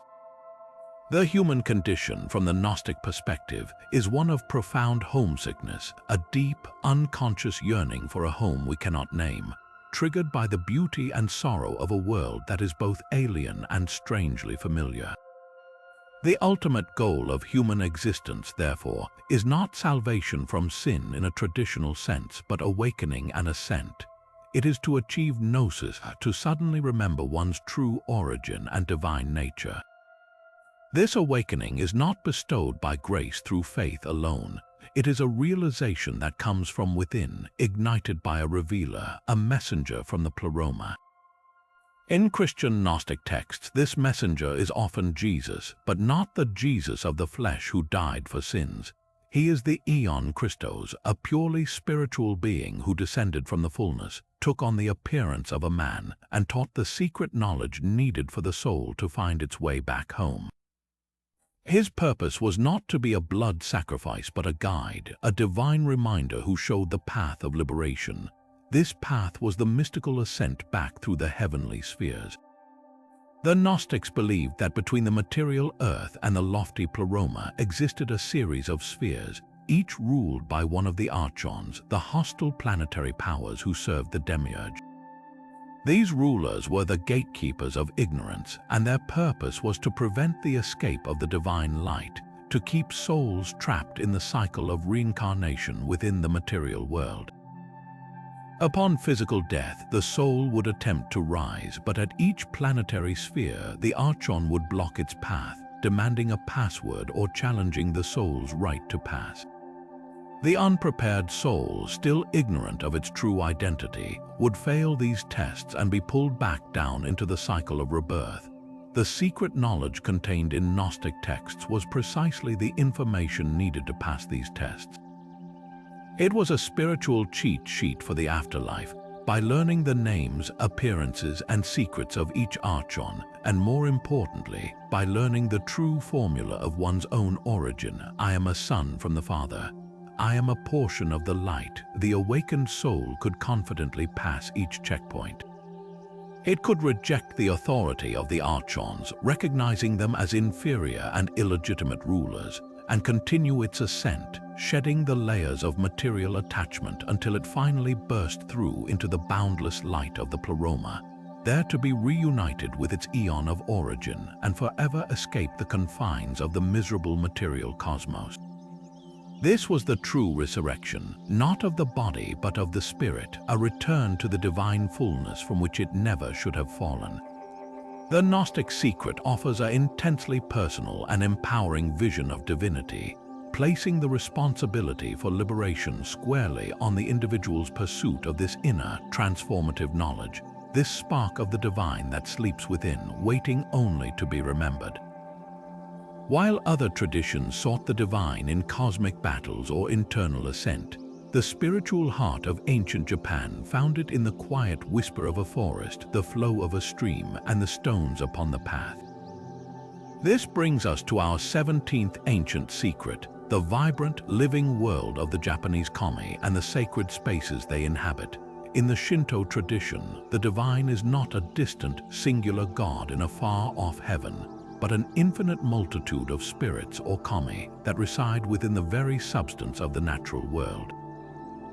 The entire universe is alive, conscious, and sacred, and humanity's most important role is to live in respectful and harmonious communion with this vast spiritual community. Understanding what a kami is requires a shift in Western thinking. A kami is not a god in the omnipotent, all-powerful sense. It is a sacred, numinous presence, a vital essence that can manifest in virtually anything that inspires a sense of awe and wonder. The most powerful kami are associated with major natural forces and celestial bodies. Amaterasu, the glorious sun goddess, is perhaps the most revered. But a kami can also be the spirit of a particularly ancient and majestic tree, the deity of a specific mountain, the guardian of a waterfall, or the presence felt in a uniquely shaped rock. Even remarkable human beings, such as extraordinary leaders or revered ancestors, can be enshrined as kami after their death. This world creates a universe that is profoundly intimate and personal, where the divine is not separate from creation but is its very essence, inviting a relationship based on reverence and mutual respect rather than fear and subjugation. Because these kami are present everywhere, the entire land of Japan is considered a sacred space. However, certain locations are recognized as having a particularly potent concentration of this spiritual energy, and these places are marked by the establishment of a jinya or Shinto shrine. The shrine is not seen as the house of the kami in a literal sense, but rather as a place where the kami's presence is especially strong and accessible, a focal point for its power. The architecture of a shrine is designed to reflect the journey from the ordinary, profane world into the pure, sacred realm of the spirit. This transition is marked by the Torii Gate, perhaps the most iconic symbol of Shinto. Passing under this gate signifies leaving the busy, cluttered world behind and entering a space where one can be receptive to the kami's presence. The approach to the main hall is often a winding path through a serene grove of trees, a deliberate design that allows the visitor to gradually shed their worldly concerns and prepare their mind and heart for a spiritual encounter. Before one can approach the kami, however, one must be pure. This concept of purification, or hari, is the absolute cornerstone of Shinto practice. The ancient Japanese believed that the primary obstacle to connecting with the divine was not sin in a moral sense, but kegare, a kind of spiritual pollution or imbalance that accumulates through everyday life. Kegare could be contracted through entirely normal and unavoidable events like contact with death, disease, or even childbirth. It was seen as a temporary state of spiritual dullness rather than a permanent stain. To restore harmony and become a suitable vessel for interaction with the kami, this pollution had to be ritually washed away. This is why every shrine features a chizuya, a water pavilion, where visitors use a ladle to ritually cleanse their hands and mouth before proceeding. This act is a physical metaphor for purifying the heart and mind, a necessary preparation to stand before the sacred. The core of the interaction with the kami is the ritual of worship itself. At the Hayden, the hall of worship, the visitor follows a specific sequence to show respect and offer prayers. They typically toss a small offering of money into the offering box to establish a symbolic exchange, then attract the kami's attention by ringing a bell that hangs above them. Then they bow deeply twice, clap their hands twice sharply, a sound believed to both show respect and ward off evil spirits, hold their hands together in prayer to silently offer their gratitude or petitions, and conclude with one final deep bow. This structured practice provides a tangible way for people to express their reverence and feel a personal connection to the divine forces in their lives. The ultimate goal of these visits is to cultivate a state of makoto, or sincere heart, fostering mutual benefit between humans and kami and ensuring continued harmony and blessing for the community. This profound relationship between the people, the land, and the kami is beautifully encapsulated in the concept of Satoyama. This term describes the border zone between the mountain foothills and the cultivated village plains. It is not wilderness, nor is it fully tamed farmland. It is a managed, collaborative space where humans and nature work in partnership. Villagers would enter the Satoyama to gather firewood, harvest wild plants, and draw water, but they did so with practices that ensured the forest's health and regeneration.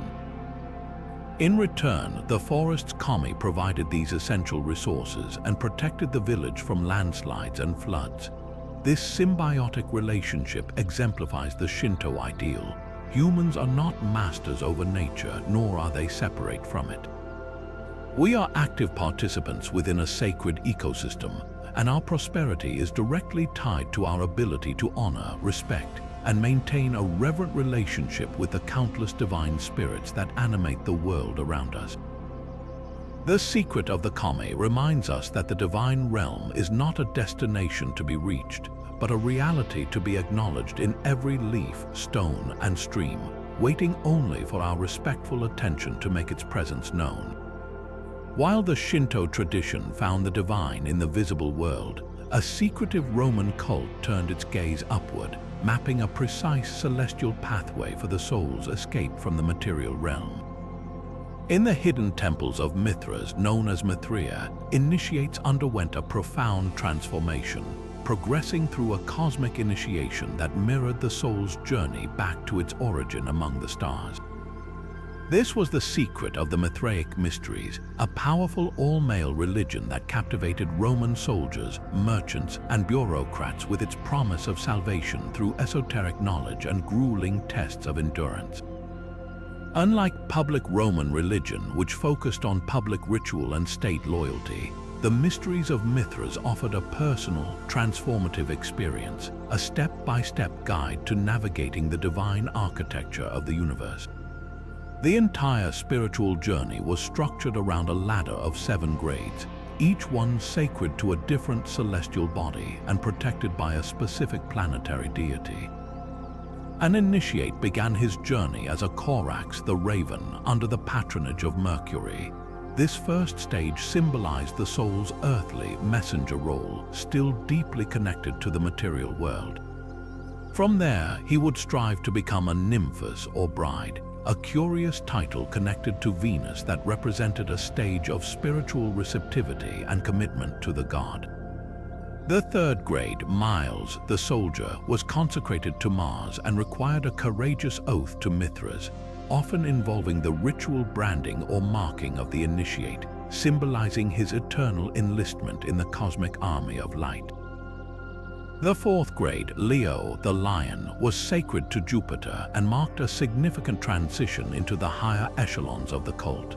Leons were entrusted with key ritual duties, particularly concerning the sacred fire used in ceremonies, representing a purification and a burning away of lower impulses. The final 3 grades represented the pinnacle of spiritual attainment, aligning the soul ever closer to the divine. The 5th grade was Perses, the Persian under the moon, a nod to the alleged Persian origins of Mithras and a stage of wielding ancestral wisdom. The 6th was Heliodromus, the sun runner, dedicated of course to the sun. This initiate would enact the role of the sun god himself in ritual reenactments of the cosmic cycle, embodying the radiant power of the central celestial body.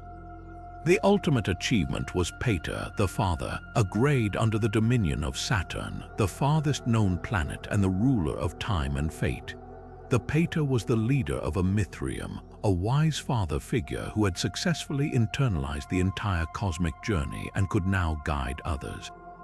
This 7-rung ladder was a deliberate map of the soul's ascent, moving from the quick, mercurial nature of the lower world up through the martial, jovial, and ultimately saturnine spheres, each step requiring the shedding of a planetary influence and the mastery of its associated virtues. The initiation rituals for each grade were designed to be terrifying and transformative, meant to simulate the soul's trials after death. Ancient sources and archaeological evidence suggest these ordeals involved sensory deprivation, extreme heat and cold, binding, blindfolding, and likely symbolic threats and confrontations.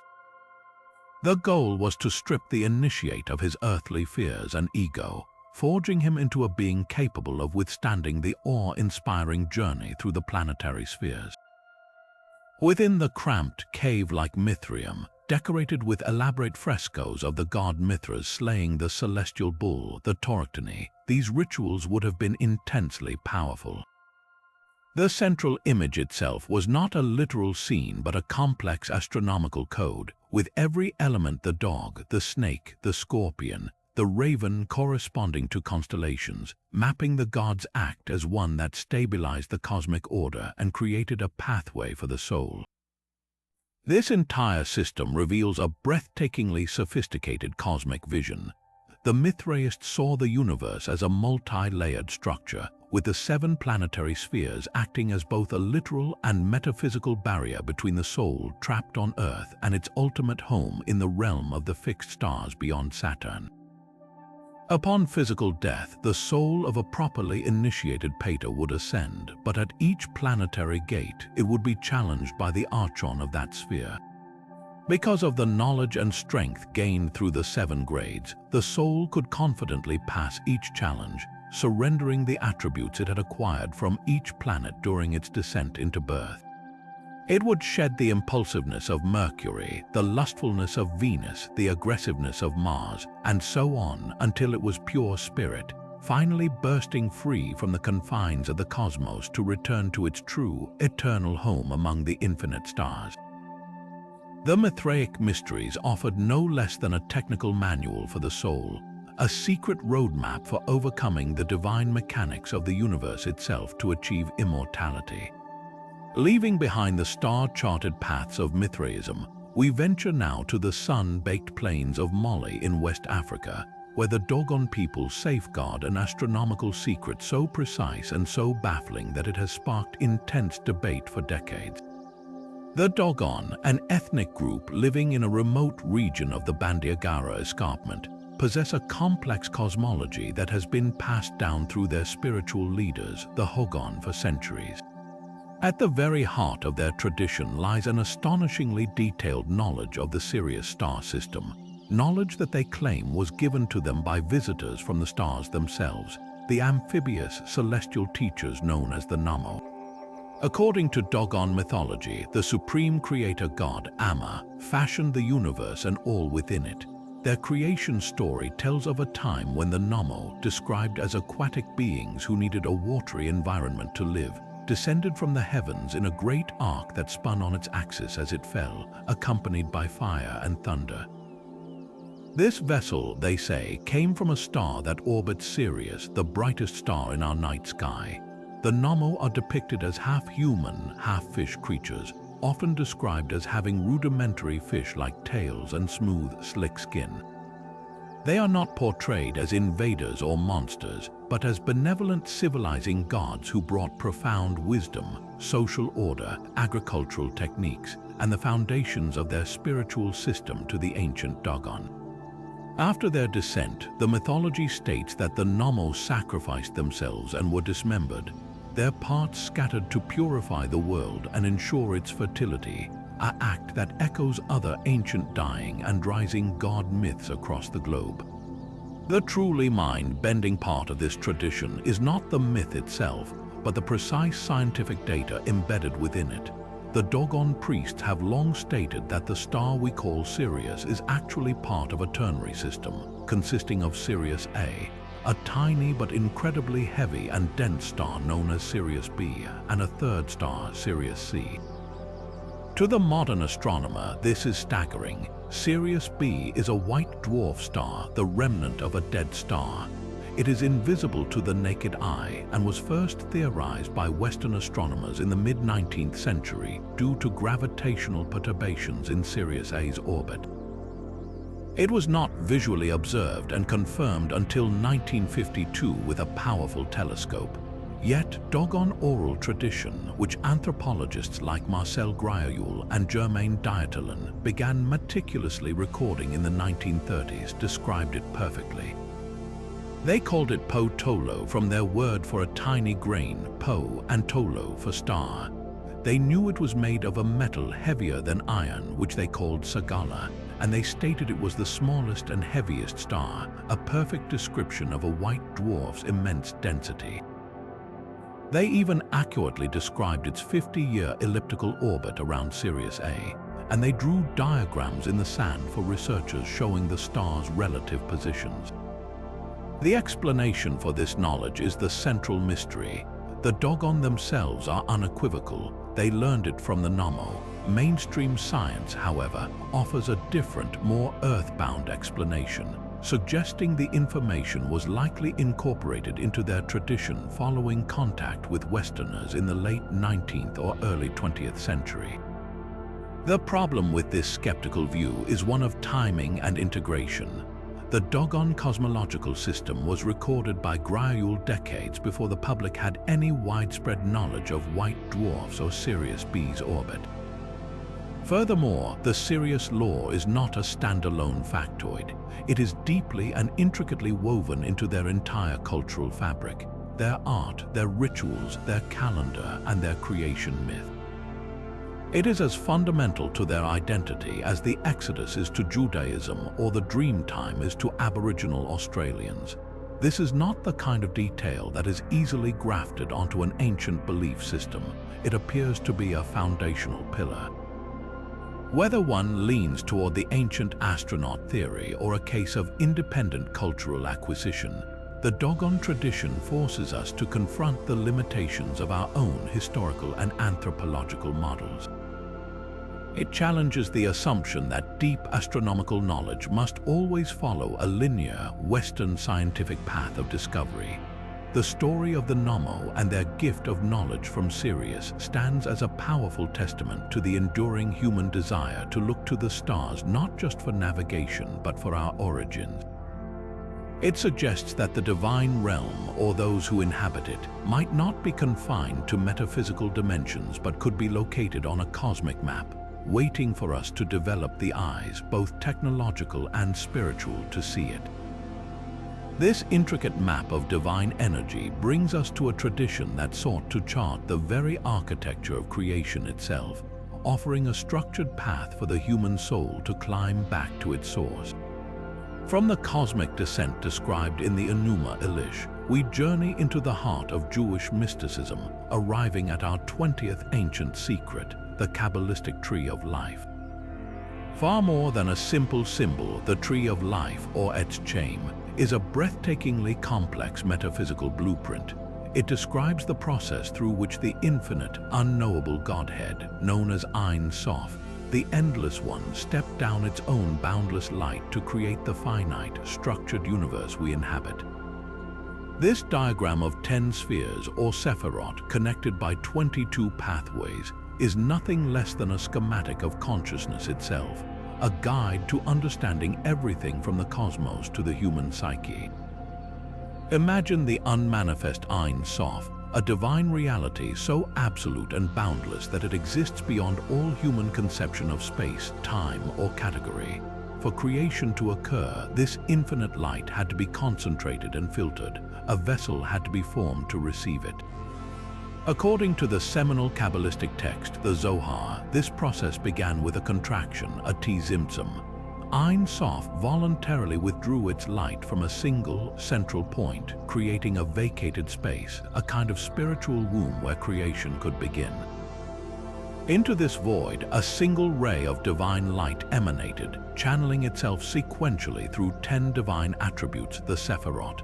These are not physical places or even separate gods, but distinct modalities of the one God's energy, like different lenses focusing the same brilliant light into specific colors and functions. They are arranged in a pattern of 3 columns, representing the pillars of mercy, severity, and balance, and they map the entire journey of divine energy from its highest, most abstract potential down into material manifestation. The journey begins at the crown, Keter, the supreme will and primal spark of divine intention, hovering on the very brink of being and non-being. From this pinnacle, the energy moves to Chokmah, the flash of pure, undifferentiated wisdom, the Divine Father, the active seed of all that will be. It is then received and given form by Binah, the Great Mother, the cosmic womb of understanding who nurtures the seed and begins to structure it into the potential for all created things. From the dynamic tension between these first 3 supernal sephirot, the next 7 are born. Chesed is boundless loving kindness and expansion, while its opposite, Jevurah, is the necessary strength, judgment, and restraint that provides boundaries. Their balance creates Tiferet, beauty and compassion, the heart of the entire system. Below this, Netzach is the enduring drive of victory and emotion, and Hod is the splendor of intellect and form. Their synthesis is Yesod, the foundation, which gathers all the energies above it and channels them like a lens. Finally, the divine energy culminates in Malkut, the kingdom, the physical world we experience, the final vessel where the infinite light is fully clothed in matter and becomes our reality. The true power of the Tree of Life, however, lies not in its description of descent, but in its use as a tool for mystical ascent. A Kabbalist doesn't just study the tree, they actively climb it through intense meditation and contemplation. The 22 pathways connecting the sephirot correspond to the 22 letters of the Hebrew alphabet, each letter itself considered a vessel of immense creative power. By meditating on the specific qualities of each sephira and the nature of the pathways between them, a practitioner seeks to reverse the flow of creation. The goal is to purify one's own consciousness, to retrace the steps of the divine light back to its source. This is a process of tikkun, or repair, where the mystic works to rectify the imbalances within their own soul, which mirrors the structure of the tree. An inability to express love might indicate a blockage in the path between Jevura and Chizd, while a struggle with integrity might relate to Tiferet and Yesod. This inner journey is perilous and was traditionally reserved for advanced students of mature age and character. Kabbalistic texts are filled with warnings about the dangers of unguided exploration of the upper Sephirot, akin to the perils faced by the Merkabah mystics before them. To gaze improperly upon the divine radiance could lead to spiritual imbalance or madness, a theme famously echoed in the myth of the golem and other stories of uncontrolled creation. The safe ascent required not just intellectual knowledge but a life of ethical purity, ritual observance, and devotional practice. By aligning their actions with the divine attributes, performing acts of Chizd loving kindness, or exercising appropriate Jevura judgment, practitioners purified their own souls, making them vessels capable of receiving and withstanding the higher energies. Successful navigation would lead to a state of Devekat, or cleaving to God, where the mystic could experience the sublime unity of all existence and glimpse the magnificent, orderly flow of divine energy that sustains every atom of the universe, fulfilling the ultimate human purpose of reuniting the kingdom below with the crown above. From the intricate cosmic maps of the Kabbalah, we now travel to the high-altitude basin of ancient Mexico, where the Aztec civilization held a view of the cosmos that was both breathtakingly grand and terrifyingly fragile. Theirs was a universe governed by a delicate pact, a cycle of creation and destruction that placed an immense responsibility squarely on human shoulders. This brings us to our 21st ancient secret, the Aztec fifth sun doctrine, a belief system that saw our very existence as the latest chapter in a series of catastrophic cosmic eras, each ending in annihilation, and our own survival entirely dependent on a gruesome form of reciprocity with the divine. The Aztec cosmos was not a static creation but a dynamic, perilous process of successive worlds, each called a sun. According to their mythology, preserved in texts like the Codex Chimalpopoca, 4 previous worlds had been created and then utterly destroyed by cataclysmic forces. The first sun, Nahui Oslotl, was a world of giants that ended when jaguars devoured the sun and its inhabitants. The second sun, Nahui Ehekatl, was swept away by a great hurricane. The third sun, Nahui Quiahuatl, perished in a rain of fire, and the fourth, Nahui Atl, was consumed by a global flood. Each of these eras was governed by a different deity and ended due to an imbalance or a failure in the cosmic order. These were not mere myths of a distant past, they were cautionary tales, a history of divine trial and error that set the stage for the precarious world the Aztecs knew themselves to inhabit, the fifth sun. Our world, the era of Nahui Olan, which means for movement, was born from a supreme act of self-sacrifice by the gods themselves. The myth recounts that after the great flood that ended the fourth sun, the gods gathered in the darkness at the ancient city of Teotihuacan. They faced a terrible problem. To begin a new age, a new sun had to be set in motion. But this required a deity to leap into a massive ceremonial bonfire and transform into the new celestial body. The proud and wealthy god Tecusistecatl volunteered, but when the moment came, he hesitated 4 times, frozen by fear. Seeing this, a humble, diseased, and impoverished god covered in boils named Nanahuatzin, whose name means the pimpled one, gathered his courage and without a moment's hesitation threw himself into the flames. Shamed into action, Tecusistecatl followed him in. From the ashes, 2 suns rose in the sky. First the magnificent Nanahuatzin, now the brilliant Tanatia, the 5th sun, and then Tecusistecatl, who became the moon. But the new sun hung motionless in the sky. It had the raw material but not the energy to move. To solve this final crisis, the gods made the ultimate collective sacrifice. The wind god Ehekatl Quetzalcoatl performed a ritual cutting out the hearts of all the other gods and offering them to the motionless sun. Nourished by this divine energy, Tanatia finally began its journey across the sky, establishing the cycle of days and nights and marking the beginning of the 5th age. This foundational myth established the fundamental, non-negotiable law of the Aztec cosmos. The sun, and by extension all of creation, runs on sacred energy, a life force the Aztecs called Teotl, and this energy is finite and constantly depleting. The sun's movement is not automatic or guaranteed. It is a daily struggle that requires a constant input of this most precious fuel to prevent the universe from simply winding down and collapsing back into static darkness. This is where humanity's crucial role enters the equation. According to the myth, the gods had sacrificed themselves to create this world, and in return, they created human beings with a singular, sacred duty to pay back that cosmic debt and ensure the sun's continued journey. Humans were, in the most literal sense, the chosen fuel for the cosmos. The primary and most potent form of this energy was found in the human heart, or Yolia, and the divine substance that gave it life, blood, or Chalchihuatl, precious water. Every sunrise was a victory, but it was a victory that had to be re-won each and every day through human action.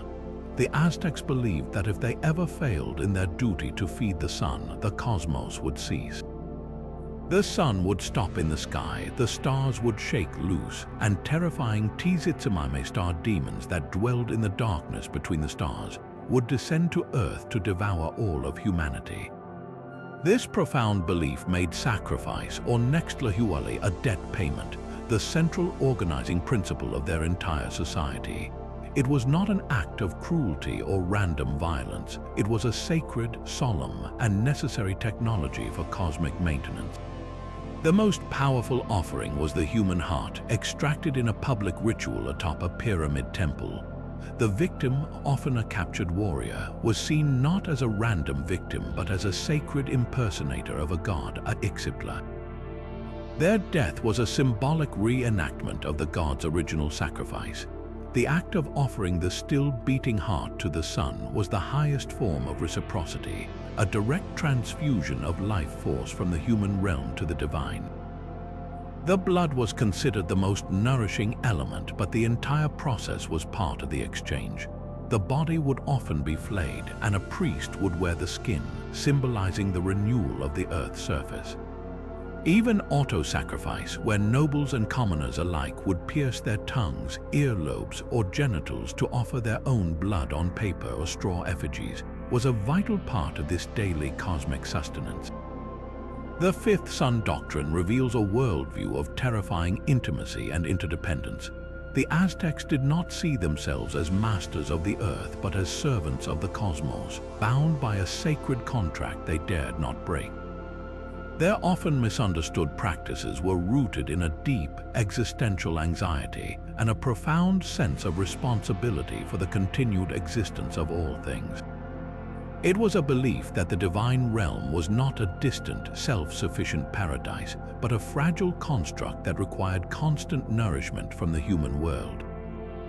In their eyes, every sunrise was a gift that had to be earned, and every life was part of a vast, reciprocal cycle where humanity's ultimate purpose was to give of its most precious substance so that the sun might live and the world might endure for one more day. After the intense cosmic responsibility of the Aztec fifth sun, we turn to a vision of the afterlife that offers not a burden, but a promise of grace and a guaranteed path to enlightenment. This brings us to our 22nd ancient secret, the Buddhist Pure Lands. In the vast tapestry of Buddhist thought, certain schools developed a profoundly beautiful and accessible concept that enlightened beings, out of limitless compassion, had actually crafted entire celestial realms where the conditions for spiritual progress were absolutely perfect. These were not final destinations like nirvana, but divine training grounds, sublime universities for the soul where one could be reborn to complete the path to enlightenment free from the suffering and distractions of our ordinary world. The most famous of these is Sukhavati, the Western Pure Land of infinite light and life, created by the vows of the Buddha Amitabha. The mythology is breathtaking in its scope and compassion. Eons ago, a monk named Dharmakara made a series of 48 vast vows, promising to not achieve full Buddhahood himself until he could create a land where every single one of these promises was fulfilled. His vows were extraordinary in their detail and their generosity. He vowed that his land would be free from all evil and suffering, that it would be filled with beauty, peace, and every conceivable delight. He vowed that beings reborn there would never fall back into lower states of existence, that they would possess profound wisdom, and that they would effortlessly have whatever they needed, including divine teachings, appear before them. Most importantly, he vowed that any being, anywhere, who had even a moment of sincere faith and who called upon his name with a wish to be born in his land, would indeed be reborn there. After countless eons of perfecting his virtues, he achieved enlightenment and became the Buddha Amitabha, and his pure land, Sukhavati, became a reality, a divine realm open to all. The process for connecting with this realm and securing rebirth there was ingeniously designed to be accessible to everyone, not just monks or advanced meditators. It revolved around two primary practices, visualization and mantra recitation. The visualization practices were incredibly detailed, laid out in sutras like the Contemplation Sutra. Practitioners were guided through a meticulous step-by-step process of building the pure land in their mind's eye. They would start by visualizing the setting sun, symbolizing the western direction of Sukhavati, and then gradually build upon that image. They would imagine the ground made of lapis lazuli, adorned with golden beams. They would visualize vast lakes of 7 jewels filled with cleansing, enlightening water, and magnificent trees made of precious gems whose leaves rustled with the sounds of the Dharma. The centerpiece of the visualization was Amitabha Buddha himself, seated on a lotus flower, his body the color of gold, radiating infinite light and compassion, flanked by his bodhisattva attendants Avalokiteshvara and Mahesthamaprapta. This was not mere daydreaming, it was a form of profound mental cultivation, a way of impressing the reality of the pure land upon one's consciousness until it became more real than the fleeting world of the senses. The second practice, mantra recitation, was even more direct. The primary method was the mindful repetition of Amitabha's name, a practice known as Nembutsu in Japan or Nyanfo in China. The core mantra is Namo Amituofo, hail to Amitabha Buddha. This was not a prayer of supplication in the Western sense, but a powerful act of resonance. By sincerely reciting the name, the practitioner was not calling a distant god, but aligning their own mind with the enlightened mind of Amitabha, vibrating at the same frequency of compassion and wisdom. It was an act of remembrance, of connection, and of trust. The popular teaching stated that even a person who had committed terrible deeds could achieve rebirth through 10 sincere recitations at the moment of death, emphasizing that it was the power of Amitabha's vow, not the individual's own imperfect merit, that was the true engine of salvation. This offered incredible hope to ordinary people living difficult lives, assuring them that enlightenment was not an impossible goal reserved for ascetics, but a realistic promise available through faith and devotion. The brilliance of the Pure Land system lies in its psychological depth. For a practitioner, the constant visualization and recitation did more than just secure a future reward. It began to transform their present reality. By continuously focusing on a realm of perfect peace, beauty, and compassion, they started to perceive those same qualities in their own world. The practice cultivated a deep sense of gratitude and calm, reducing attachments and aversions. The ultimate goal was to achieve such a state of single-minded concentration that one could experience a foretaste of the Pure Land in this very life, in a moment of samadhi. Upon death, a mind that had been thoroughly trained in this way, saturated with the image of Amitabha and the sound of his name, would naturally and effortlessly be drawn to his radiant realm. Rebirth in the Pure Land was therefore not an end, but the greatest beginning imaginable, a birth into a divine environment where every sight, sound, and thought naturally and joyously propelled one forward on the path until final, complete enlightenment was attained. From the celestial promise of the Pure Lands, we now descend into the very earth, to the tombs of ancient Greece, and a secret so intimate it was meant to be taken to the grave. Our 23rd ancient secret comes not from grand temples or epic poems, but from tiny, fragile leaves of gold, inscribed with cryptic words and buried with the dead. These are the Orphic gold tablets, and they offer a breathtakingly rare glimpse into the actual, verbatim instructions given to initiates of a secret mystery cult, providing a personalized guidebook for the soul's most critical journey into the afterlife. Found in graves scattered across the Greek world, from Italy to Crete, and dating from as early as 400 years before the Common Era, these thin, foil-like tablets are among the most direct pieces of evidence we have for ancient esoteric beliefs.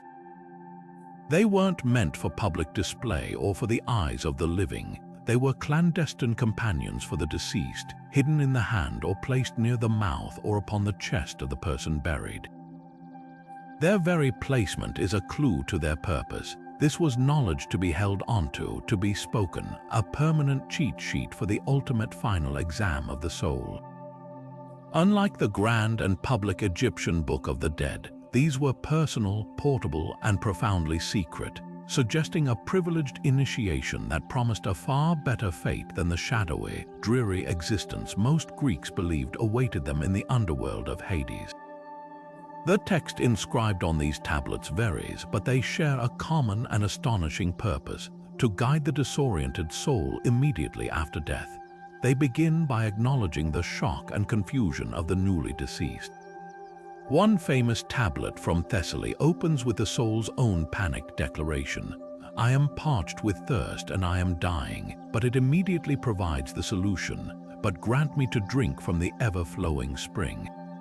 On the right there is a white cypress. Who are you? Where are you from? This is the first test. The soul is not just wandering a barren landscape, it is approaching a fork in the road, a literal and metaphorical crossroads. The tablet instructs the soul to avoid the spring on the left, which belongs of forgetfulness, and to instead seek out the one on the right, which flows from the lake of memory. Drinking from the wrong spring would mean oblivion, a total erasure of identity, and the end of any hope for a blessed afterlife. Drinking from the correct one would grant the soul clarity, memory, and the strength to proceed. This is where the tablets reveal their truly esoteric nature. They don't just give directions, they provide the initiate with specific passwords and declarations of identity to be used when challenged by the guardians of the afterlife.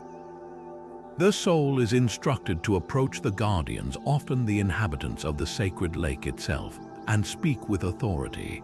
A tablet from Petelia instructs the soul to say, "I am a child of earth and starry heaven, but my race is of heaven alone."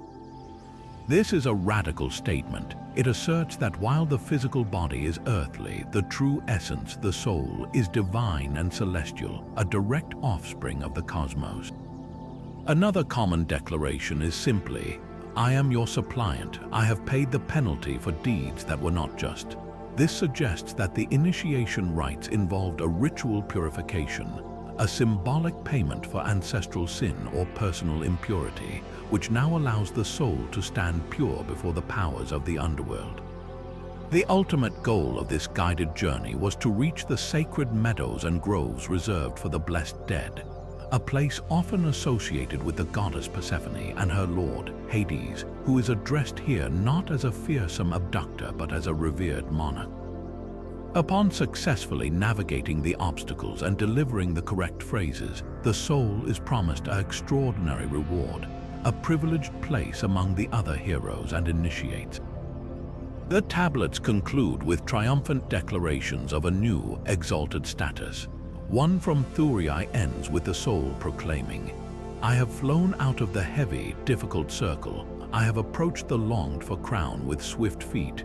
I have sunk beneath the breast of the lady, the Chthonian queen, and now I come a suppliant to holy Persephone, that of her grace she send me to the seats of the pure.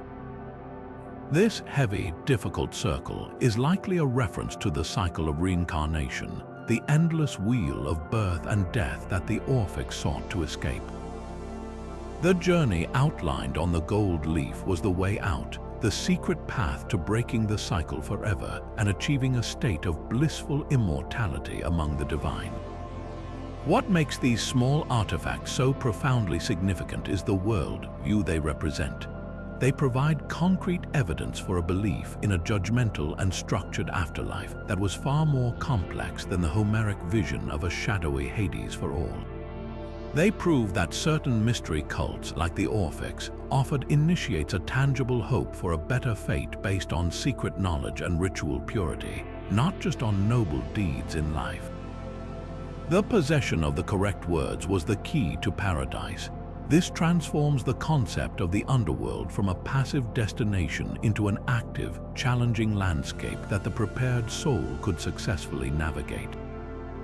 The Orphic gold tablets are a powerful reminder that for some in the ancient world, the divine realm was not a distant hope but a promised inheritance, a secret map to eternity written in precious metal and held tightly in the hand of the dead, ready to be read aloud at the first, most critical moment of a new and ultimately liberated existence.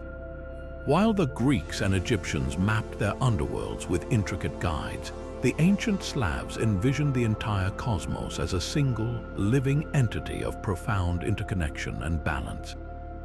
Our 24th ancient secret takes us to the vast forests and plains of Eastern Europe, where a worldview centered on the Great World Tree, often called the Tree of the World or Viselinea Drivo, provided a complete model of existence. This was not just a symbol but a fundamental reality, a colossal oak or sometimes an iron tree whose roots, trunk, and branches supported and connected the three fundamental realms of all creation, Prav, Yav, and Nav. This tripartite structure represented a cosmic equilibrium where humanity's role was not to escape one realm for another, but to actively maintain the sacred balance between all three through their daily lives, rituals, and deepest held traditions. Perched high within the uppermost branches was Prav, the realm of absolute order, divine law, and ultimate truth. This was the domain of the high gods, like Perun the Thunderer and Svarog the Celestial Smith, where the ideal forms and perfect blueprints for all existence resided. Prav was the source of justice, structure, and the unshakable laws that govern the cosmos. It was not a distant heaven to be reached after death, but a pervasive, ordering principle that the gods themselves were bound to uphold. Below the celestial canopy, existing within the mighty trunk and the space surrounding it, was Yav. This is our tangible, physical world, the realm of the living, of manifested forms, and of conscious action. The very name Yav comes from a root meaning to manifest or to become clear. Here, the perfect order of Prav meets the chaotic potential of the third realm, Nav. Yav is the battlefield, the workshop, and the stage where the drama of life unfolds, where the choices of humans, spirits, and gods actively shape reality. Deep below the earth, cradled within the sprawling roots of the world tree, lay Nav. Often mistranslated simply as the underworld, Nav was far more complex. It was the realm of the unseen, the spiritual, and the ancestral. It was the home of the dead, but also the source of all potential, dreams, and the chaotic, creative forces that preceded the order of Prav. It was not a place of punishment, but a world of its own, populated by ancestors, nature spirits, and deities associated with the earth, winter, and the mystical cycle of rebirth. The health of the entire cosmos depended on the free and balanced flow of energy between these three realms. A blockage or imbalance in one would cause suffering in the others. If the connection to Prav was weakened, Yav would descend into lawlessness and chaos. If the link to Nav was dishonored or neglected, the land itself could become barren, as the creative and ancestral forces that sustained fertility were cut off. This is where Slavic folk practices, often dismissed as simple superstition, reveal their true genius as a sophisticated spiritual technology for maintaining cosmic harmony. Every ritual, from the largest seasonal festival to the smallest household custom, was designed to nourish these vital connections. Seasonal rituals were the great engines of this balance, aligning the human community with the turning of the cosmos. The year was marked by festivals that directly mediated the relationship between Yav and Nav. At the end of October, the festival of Destinies, meaning forefathers, was observed.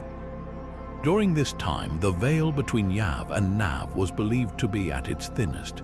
Families would prepare lavish feasts and set extra places at the table, not as a somber memorial, but as a joyful invitation for their ancestors to return and partake. Windows and doors were left unbolted to allow them easy passage. This was not an act of fear, but of reciprocity. By honoring and feeding the spirits of Nav, the living ensured their blessings, protection, and the continued fertility of the land for the coming year. Conversely, to ignore them risked inviting misfortune, as the displeased ancestors could withhold their support from the world of the living.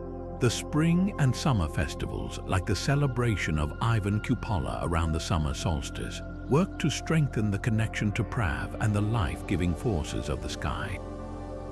Huge bonfires were lit, and couples would leap over the flames, an act of purification and a symbolic alignment with the celestial fire of the sun god. The lighting of the fire was a human act that mirrored the divine order of Prav, bringing its cleansing and strengthening power directly into Yav. Ritual bathing in rivers and dew gathering at dawn were other ways to absorb the pure, ordering energy of the heavens at their peak power. Even the common practice of leaving a sheaf of the last harvest, called the Didak or grandfather, in the home throughout the winter was a profound act. It was a powerful link to the ancestral spirits of Nav and a promise of the life that would return in the spring, ensuring the cycle of death and rebirth continued smoothly. This deep, ingrained need for balance extended into the most intimate spaces of daily life. The traditional Slavic home itself was a microcosm of the three realms. The roof and its ornate carvings, often depicting solar symbols or the god Perun signs, connected the household to the heavenly power of Prav. The living area was Yav, the space of manifested family life. And the crucial threshold under the door, the stove, which was seen as a living entity and the heart of the home, and especially the cellar, were all points of contact with Nav. Offerings of food were poured into the stove's fire, sent down as nourishment to the ancestors below.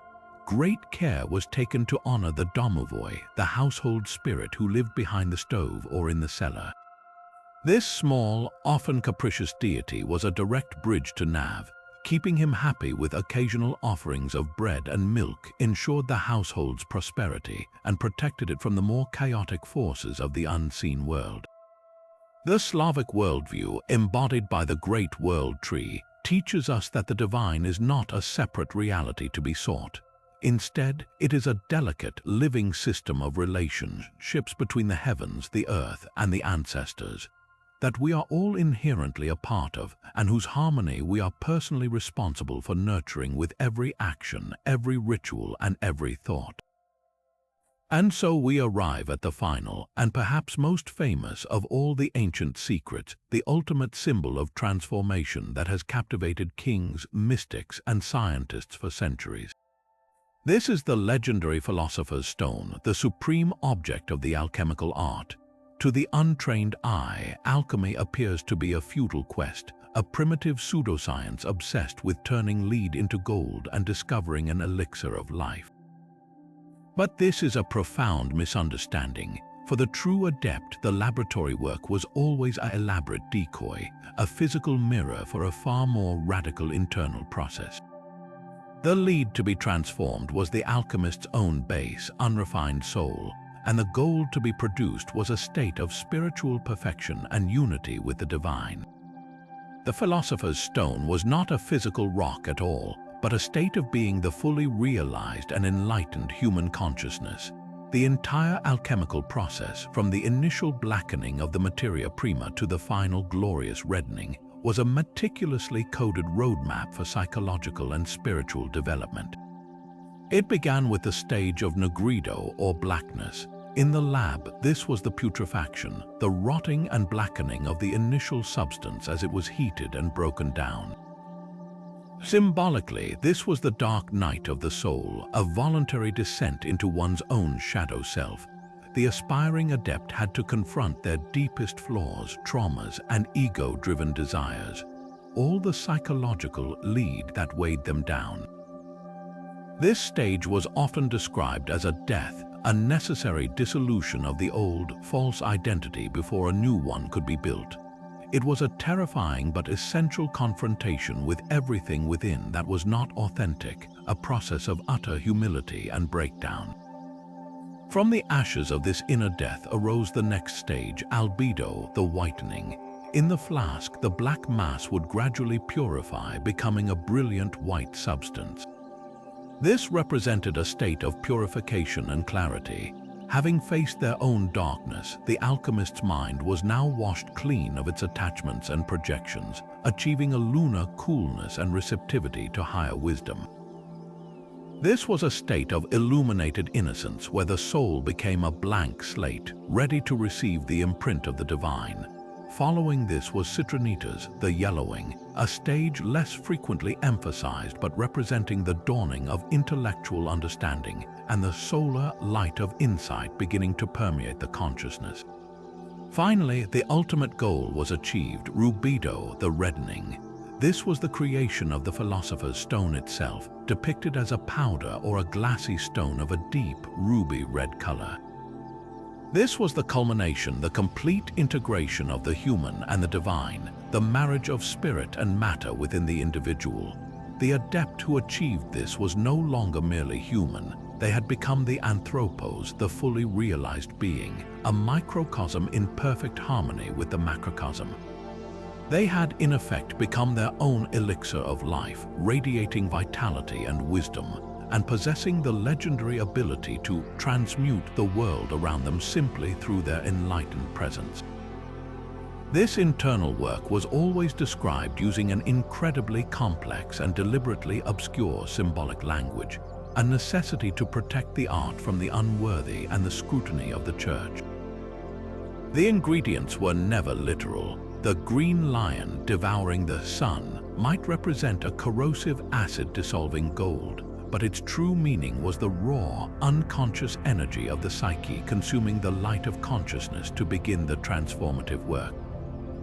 The chemical wedding of the Red King and the White Queen was the sacred union of the masculine and feminine principles within the soul, the active, logical mind, and the receptive, intuitive spirit, resulting in the birth of the divine child, the stone. Every piece of equipment was symbolic too. The alembic was the sealed vessel of the adept's own body and mind within which the great work took place. The furnace was the intense heat of concentrated focus and spiritual aspiration. This labyrinth of symbols ensured that only those with the right intention and guidance could ever hope to decipher the path. The ultimate promise of obtaining the stone was nothing less than total liberation.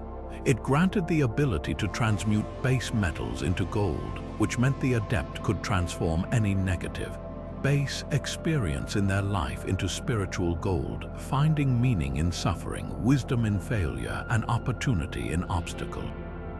The elixir of life promised immortality, not necessarily of the physical body, though some sought that, but an immortality of the spirit, a liberation from the cycle of ignorant rebirth and a permanent abiding in a state of divine consciousness. The stone was the culmination of humanity's ancient quest to master nature's secrets, revealing that the greatest secret of all was not hidden in a distant star or a deep cavern, but within the human heart and mind. It was the final, dazzling secret of the divine realm, that we are not separate from the source of creation, but are its co-creators, and that the path to enlightenment is found not by escaping the world, but by mastering the art of inner transformation, turning the lead of our mortal limitations into the gold of our own divine nature. From the cosmic architecture of the Kabbalistic tree of life to the intimate guidance of the Orphic gold tablets, from the celestial mechanics of the Aztec fifth sun to the inner transformation promised by the Philosopher's stone, our journey through these 25 ancient secrets reveals something far greater than a collection of fascinating myths. It uncovers a profound and universal thread woven through the entire tapestry of human history, our enduring, irrepressible yearning to understand our place in the cosmos and to connect with a reality that transcends our everyday experience. Across every continent and every epoch, in soaring temples and in quiet forest groves, humanity has consistently reached for the divine, crafting intricate systems of thought, ritual, and symbolism to map the uncharted territory of the spirit. This isn't merely a historical curiosity, it is the story of us, a testament to a shared longing that is as fundamental to the human condition as breathing. What is truly breathtaking is how this universal quest expresses itself in such beautifully unique ways. The stoic, orderly path of the Mithraic initiate climbing a celestial ladder of 7 grades is a world away from the ecstatic, chaotic possession of the Delphic Pythia, yet both sought a direct experience of the numinous. The serene, trusting recitation of the Pure Land Buddhist stands in stark contrast to the bloody, terrifying responsibility shouldered by the Aztec priest, yet both were acts of profound devotion aimed at ensuring cosmic continuity. The Dogon's precise astronomical knowledge given by star-born teachers and the Slavic folk practice of leaving a plate of food for an ancestor might seem unrelated, yet both are rooted in a belief that wisdom and sustenance flow from a realm beyond our own. This magnificent diversity is not a contradiction but a celebration of the human spirit's boundless creativity in its pursuit of the ultimate.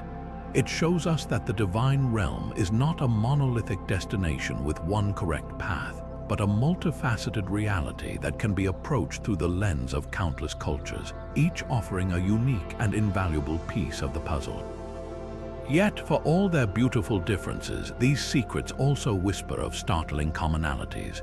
The recurring motif of a world tree, from Yggdrasil to the Slavic Veselanaia Drivo, speaks to a deep, intuitive understanding of the universe as an interconnected, living system. The concept of a primordial substance, whether Akasha or the watery chaos of the Enuma Elish, points to a widespread intuition of a unified source from which all matter and spirit emerge. The shared emphasis on ritual purification, be it through the waters of a Shinto Chizuya or the trials of a Mithraic initiation, highlights a universal recognition that to approach the sacred, one must first prepare the vessel of the self. And perhaps most movingly, the consistent promise of an inner divine spark, be it the Faravaha, the Gnostic Pneuma, or the potential of the Philosopher's Stone, reveals an ancient and empowering truth, that the gateway to the divine is not only outside of us but also sleeps within, waiting to be awakened. This exploration invites us to see these ancient systems not as competing truths, but as complementary chapters in humanity's grand collective grimoire. They are not answers to be memorized, but invitations to be contemplated. They ask us to look at the night sky and see not just stars, but the possible home of the Namo, to walk through a forest and feel not just trees, but the presence of the kami, to sit in silence and listen not just to our thoughts, but for the clear light of the Dharmakaya.